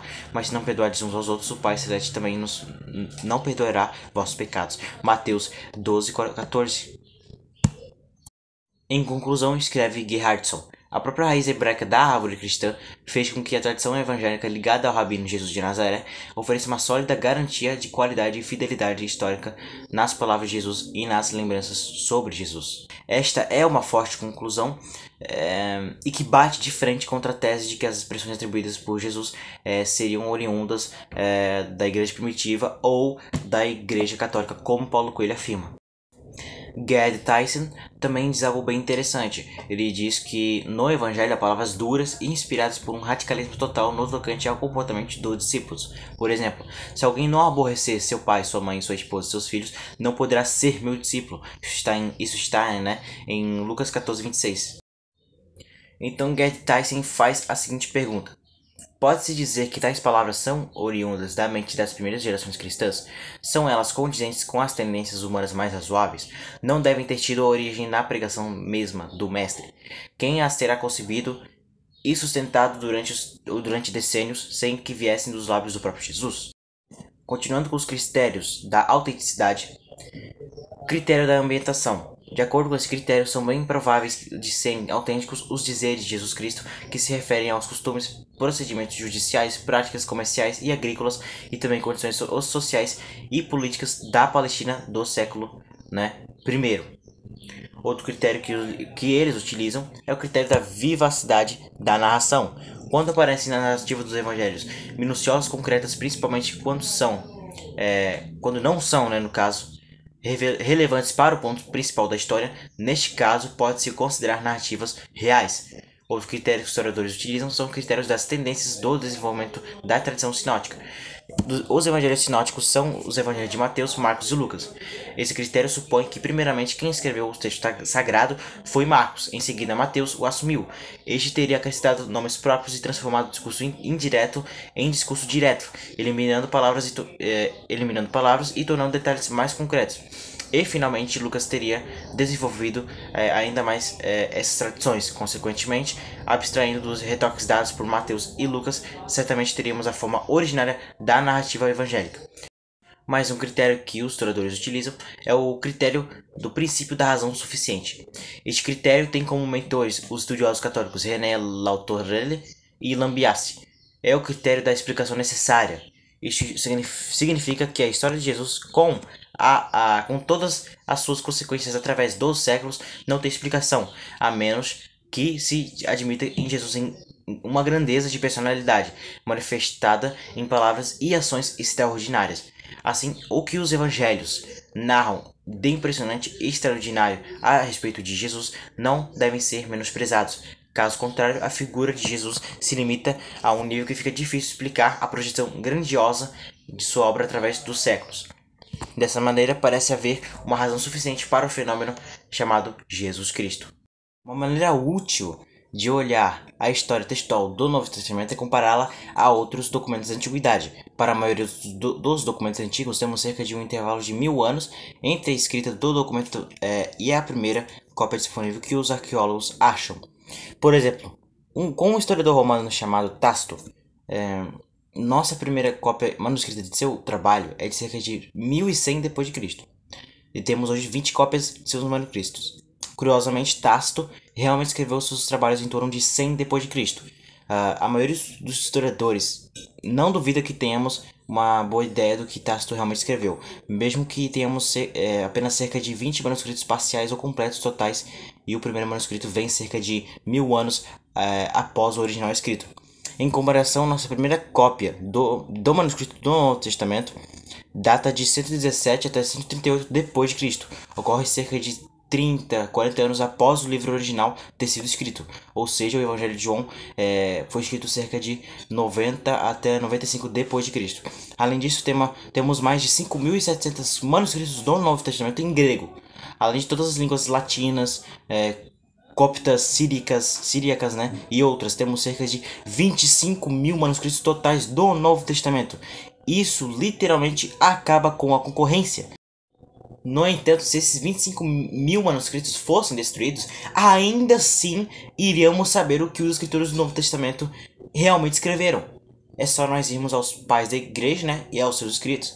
Né? Esses primeiros pais da igreja, eles escreveram numerosos livros e cartas nas quais eles fizeram mais de 38.000 citações do Novo Testamento. A partir de seus escritos, podemos reconstruir todo o Novo Testamento em menos de cerca de 11 versos. Assim, para os ateus, para as religiões, outras religiões, para as seitas afirmarem que a Bíblia foi imprecisamente copiada até o ponto de corromper a mensagem da Bíblia, é simplesmente descaradamente ridícula essa afirmação, né? Devido aos 25.000 manuscritos e numerosas citações iniciais, né? Apesar das alegações mal informadas dos críticos, a Bíblia que você segura na sua mão é uma cópia precisa do que os autores bíblicos originais realmente escreveram. Há dezenas de milhares de manuscritos do Novo Testamento no todo, ou em parte, que datam do segundo século depois de Cristo até o final do século XV. Quando a imprensa foi inventada, esses manuscritos foram encontrados no Egito, Palestina, Síria, Turquia, Grécia e Itália, tornando o conluio improvável. O manuscrito mais antigo, o manuscrito de John Raylands, foi datado de 125 d.C. e foi encontrado no Egito a alguma distância de onde o Novo Testamento foi originalmente composto na Ásia Menor. Muitos papiros cristãos, descobertos em 1935, datados de 150 d.C., incluem, né, os 4 evangelhos, o papiro Bodmer II, descoberto em 1956. Foi datado de 200 depois de Cristo e contém 14 capítulos e partes dos últimos 7 capítulos do Evangelho de João. O papiro bíblico de Chester Beatty, descoberto em 1931, foi datado de 200 até 250 depois de Cristo e contém os evangelhos de Atos, Epístolas de Paulo e Apocalipse. O número de manuscritos é extenso em comparação com outros escritos históricos antigos, como Guerras Gálicas, né, de César, que tem cerca de 10 manuscritos gregos os primeiros 950 anos após o original, e os Anais de Tácito, né, que tem 2 manuscritos, né, os primeiros 950 anos após o original. Lívio, né, que tem 20 manuscritos, o mais antigo 350 anos após o original, e Platão, que tem 7 manuscritos. Milhares de escritos cristãos primitivos leccionários, primeiro e segundo século, citam versos do Novo Testamento. De fato, é quase impossível unir todo o Novo Testamento apenas nos primeiros escritos cristãos. Por exemplo, a Epístola de Clemente aos Coríntios, datada de 95 depois de Cristo, cita versículos dos Evangelhos de Atos, Romanos, 1 Coríntios, Efésios, Tito, Hebreus e 1 Pedro. As cartas de Inácio, datadas de 115 depois de Cristo, foram escritas para as várias igrejas da Ásia Menor e citam versos de Mateus, João, Romanos, 1 e 2 Coríntios, Gálatas, Efésios, Filipenses, 1 e 2 Timóteo e Tito. Essas cartas indicam que todo o Novo Testamento, né, foi escrito no primeiro século depois de Cristo. Além disso, há evidências internas de uma data do primeiro século para a redação do Novo Testamento.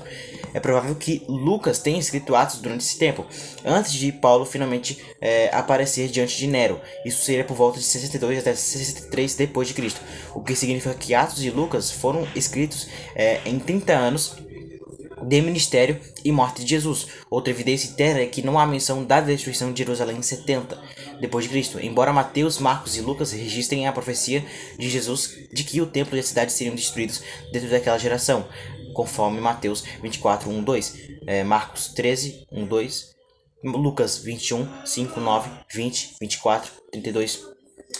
Nenhum livro do Novo Testamento se refere a este evento como tendo ocorrido, né? Se eles tivessem sido escritos depois de 70 depois de Cristo, é provável que as cartas escritas depois de 70 depois de Cristo tivessem mencionado o cumprimento da profecia de Jesus. Como afirmou Nelson Gluck, ex-presidente do Seminário Teológico Judaico no Hebrew O'Neill College em Cincinnati e renomado arqueólogo judeu, olha o que ele fala: na minha opinião, todo o livro do Novo Testamento foi escrito entre os anos 40 e 80 do primeiro século depois de Cristo. Conclusão: com toda a evidência maciça do manuscrito, você pensaria que haveria grandes discrepâncias, né? Exatamente o oposto é verdadeiro, né? Manuscritos do Novo Testamento concordam em 99,5% do texto, comparando apenas 95% para a Ilíada, né? A maioria das discrepâncias está na ortografia e na ordem das palavras. Algumas palavras foram alteradas ou adicionadas. Há 2 passagens que são disputadas, né? Mas nenhuma discrepância é de qualquer significado doutrinário. Isto é, nenhuma alteraria da doutrina bíblica básica. A maioria das Bíblias inclui as opções como notas de rodapé quando há discrepâncias. Como poderia haver tal precisão ao longo de um período de 1400 anos de cópia? 2 motivos.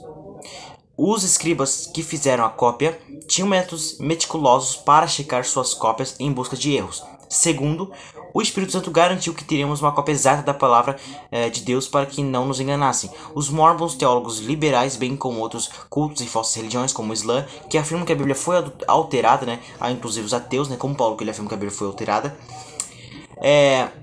são completamente provados como falsos pela extensa evidência histórica manuscrita. Aos 34 minutos e 38 segundos, o Paulo Coelho, né, ele afirma que Nazaré não existia na época de Jesus Cristo. Inclusive Nazaré, né, que nem existia na época de Jesus, sabe? São várias razões, né, que muitas vezes são apresentadas para duvidar da história de Nazaré, do primeiro século, que são amplamente construídas em torno de argumentos do silêncio.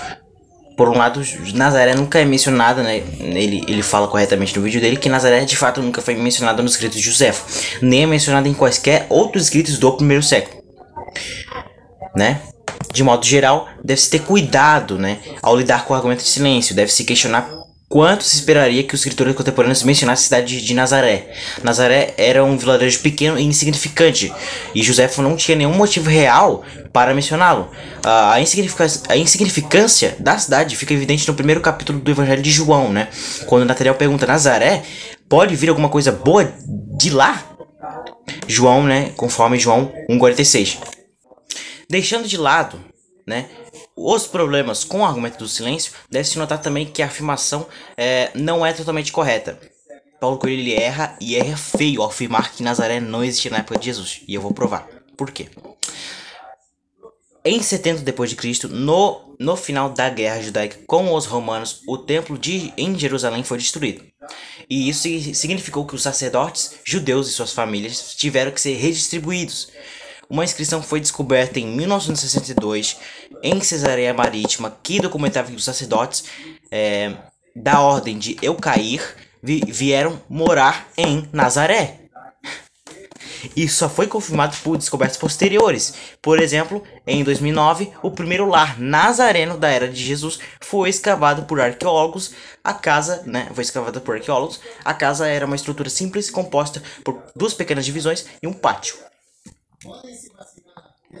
Em conclusão, a afirmação de que não há evidência histórica para a existência da cidade de Nazaré no primeiro século, né, ou na época de Jesus, é refutada pelos dados arqueológicos e muitos dos críticos ateus mais informados, mesmo entre aqueles que negam a historicidade de Jesus, têm cautela com este argumento.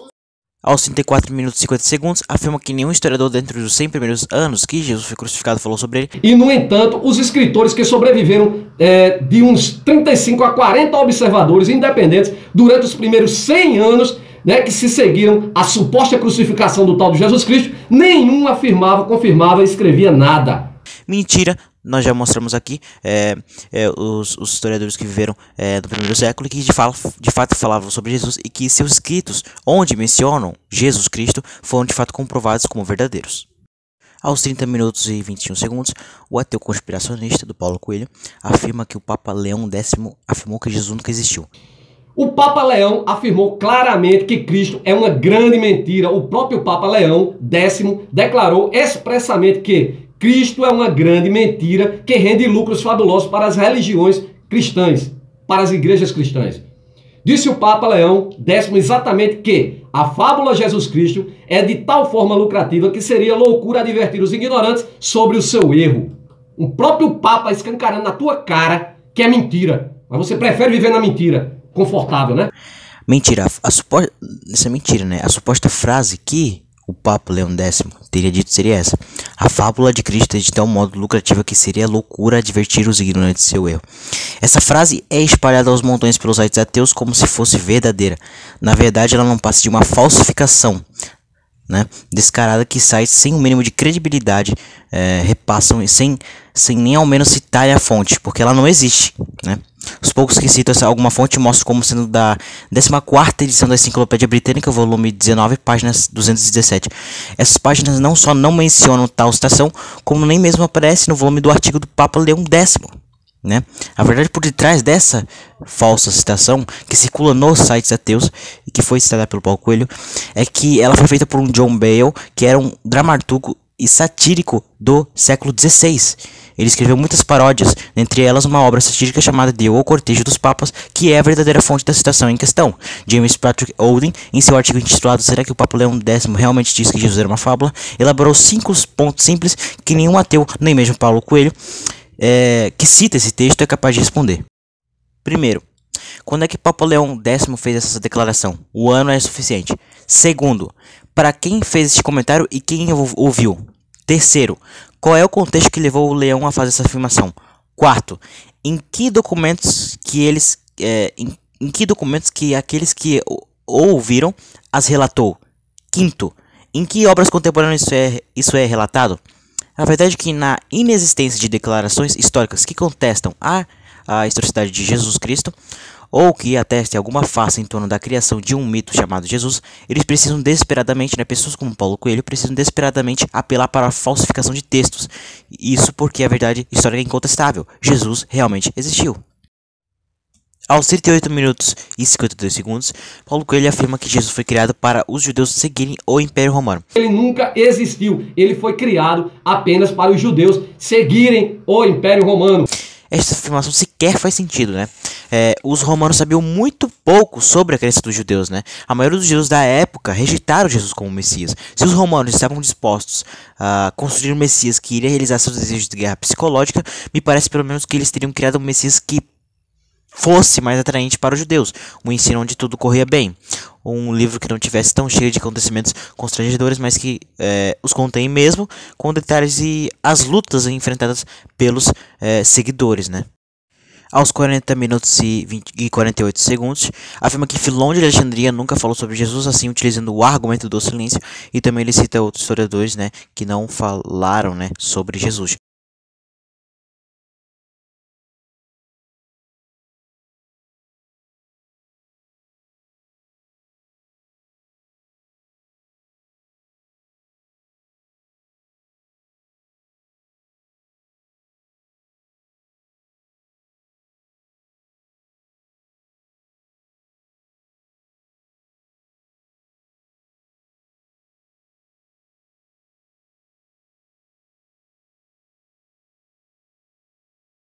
Esses autores eram respeitados, viajados, sabiam se expressar, observavam e analisavam os fatos, eram os filósofos, poetas, moralistas, historiadores da época, entre os mais destacados personalidades que não mencionaram, nenhum deles mencionou o tal de Jesus Cristo.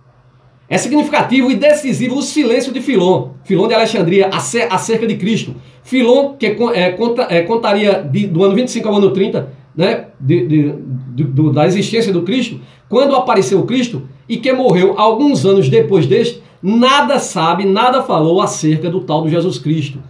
O fato de Filon e esses historiadores não mencionar Jesus não faz mal à evidência do Jesus histórico, que realmente fortalece o argumento de que Joséfo tinha uma menção originária de Jesus e que não foi uma invenção cristã completa. Porque que, se o escrito de Flávio Joséfo foi 100% interpolado por cristãos, se os cristãos, sim, pegaram lá a obra de Joséfo e alteraram 100% e botaram Jesus ali, por que eles não pegaram as obras desses caras que não mencionaram sobre Jesus também e botaram o nome de Jesus nas obras deles?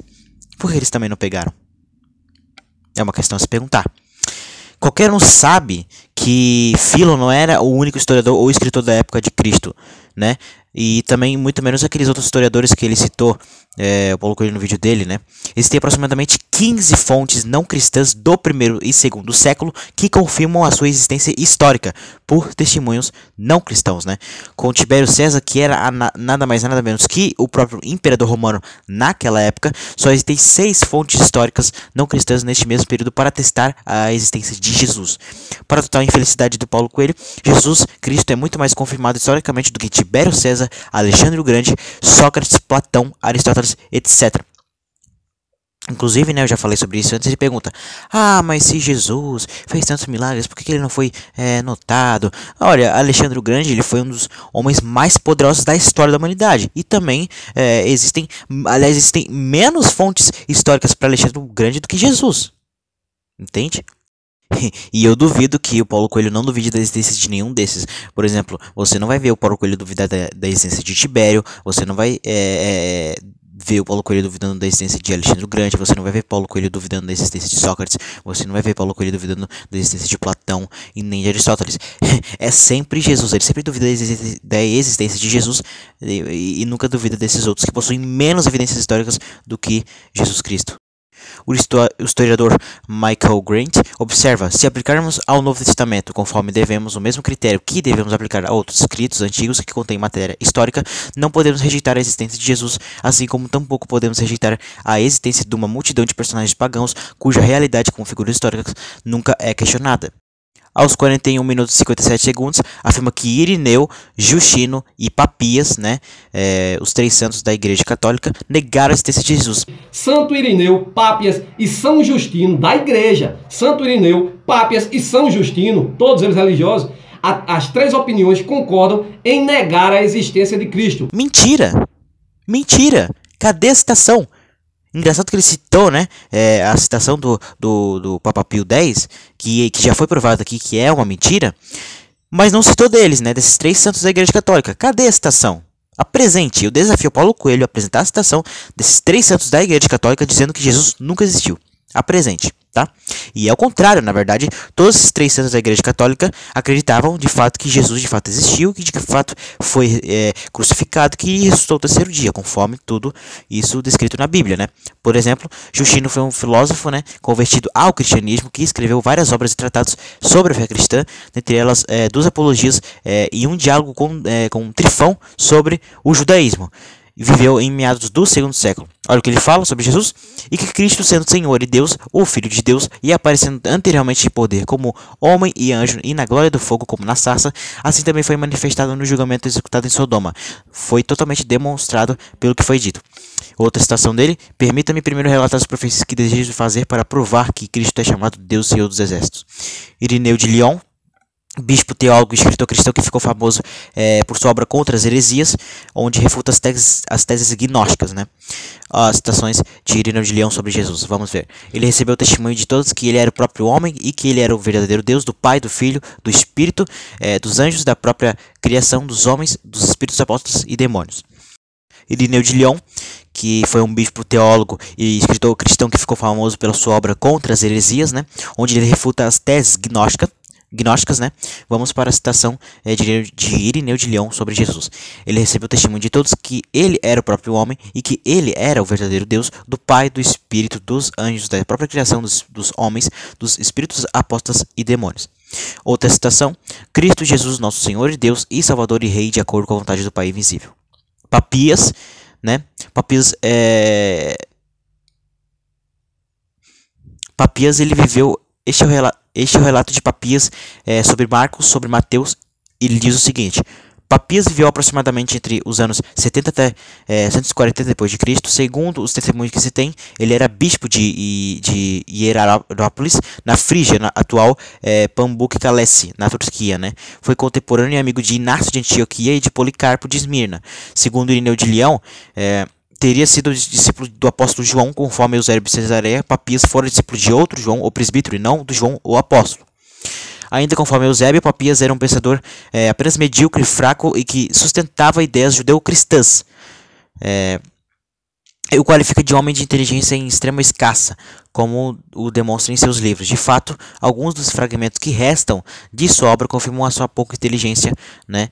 E afirmações exageradas atribuídas a Jesus, né? Ele faz muito próximo dos evangelhos apócrifos, né? Sobre a fertilidade da terra, sobre o milênio do reino de Jesus, depois que a criação for renovada e libertada, e as lendas referentes à morte de Judas. Seus fragmentos falam somente dos evangelhos de Mateus e Marcos, nada dizem dos evangelhos de Lucas, das cartas de Paulo e do próprio evangelho de João. Papias escreve por volta do ano 130 por uma obra, né, de 5 volumes intitulada Explicações das Sentenças do Senhor, baseado principalmente na tradição oral dos discípulos e apóstolos, né? Papias apresenta uma coleção de ditos, sentenças e feitos de Jesus e de seus discípulos. Trata ainda da origem dos evangelhos de Mateus e de Marcos. Entre essas testemunhas, Papias menciona Aristão, ou ancião, né? João e as filhas de Filipe. Destes 5 volumes restam apenas 13 pequenos fragmentos conservados nas obras de Irineu de Lyon e de Eusébio de Cesareia. Mas, em vez de tradição genuína, Papias parece ter, segundo Altner, apenas compilado prevalentemente escritos lendários e trechos de Apocalipse judaico tardios, oriundos do ambiente do presbíteros, né, da Ásia Menor. Ao lado da defesa do milenarismo, esta ausência de sentido crítico na seleção e interpretação das fontes parece ter sido a razão do juízo severo, né, de Eusébio de Cesareia sobre Papias. Olha o que ele fala, olha o que Papias diz, né? Jesus: para ti eu não estarei em acrescentar as minhas explicações, o que outrora ouvi muito bem dos presbíteros, e cuja lembrança guardei muito bem, pois estou seguro de sua verdade. De fato, eu não me comprazia como faz a maioria, com os que falam muito, mas com os que ensinam a verdade. Eu também não me comprazia com os que recordam mandamentos alheios, mas com os que recordam os mandamentos dados pelo Senhor, a fé e nascidos da própria verdade. Se acontecia por acaso vir alguns dos que tinham seguido os presbíteros, eu me informava a respeito da palavra dos presbíteros, o que haviam dito André, Pedro, Filipe, Tomé, Tiago, João, Mateus ou qualquer outro discípulos do Senhor, referindo-se a Jesus. Ou seja, Papias considerava Jesus o Senhor. Papias acreditava que Jesus existiu, ainda que tivesse algumas ideias, né, um pouco diferentes, mas acreditava sim que Jesus existiu, que ele era o Filho de Deus, que ele era o Senhor. Então, Paulo Coelho está refutado novamente. Conclusão, os três santos citados pelo Paulo Coelho em seu vídeo acreditavam na existência de Jesus, não só eles, como também acreditavam em Jesus como Filho de Deus, que foi crucificado e ressuscitou no terceiro dia. Portanto, Paulo Coelho está refutado mais uma vez. Então, pessoal, esse foi o vídeo. Deixe seu like, comente, sugestões para os próximos vídeos, inscreva-se no canal, ative o sininho das notificações e compartilhe esse vídeo nas suas redes sociais. Inclusive, né, só para lembrar, eu chamo, né, o Paulo Coelho para um debate. Se ele quiser debater comigo sobre se Jesus existiu ou não, estarei aberto ao debate com ele. Estarei deixando meu e-mail aqui na descrição. Paulo Coelho, se você quiser debater comigo, envie o seu número de WhatsApp no meu e-mail e nós conversamos, né, sobre isso, sobre o debate, marcar o dia, marcar como será o debate, e em que hora, enfim, tudo isso nós iremos discutir lá no WhatsApp, tá? É isso aí, pessoal. Deus abençoe a todos vocês. Valeu e falou.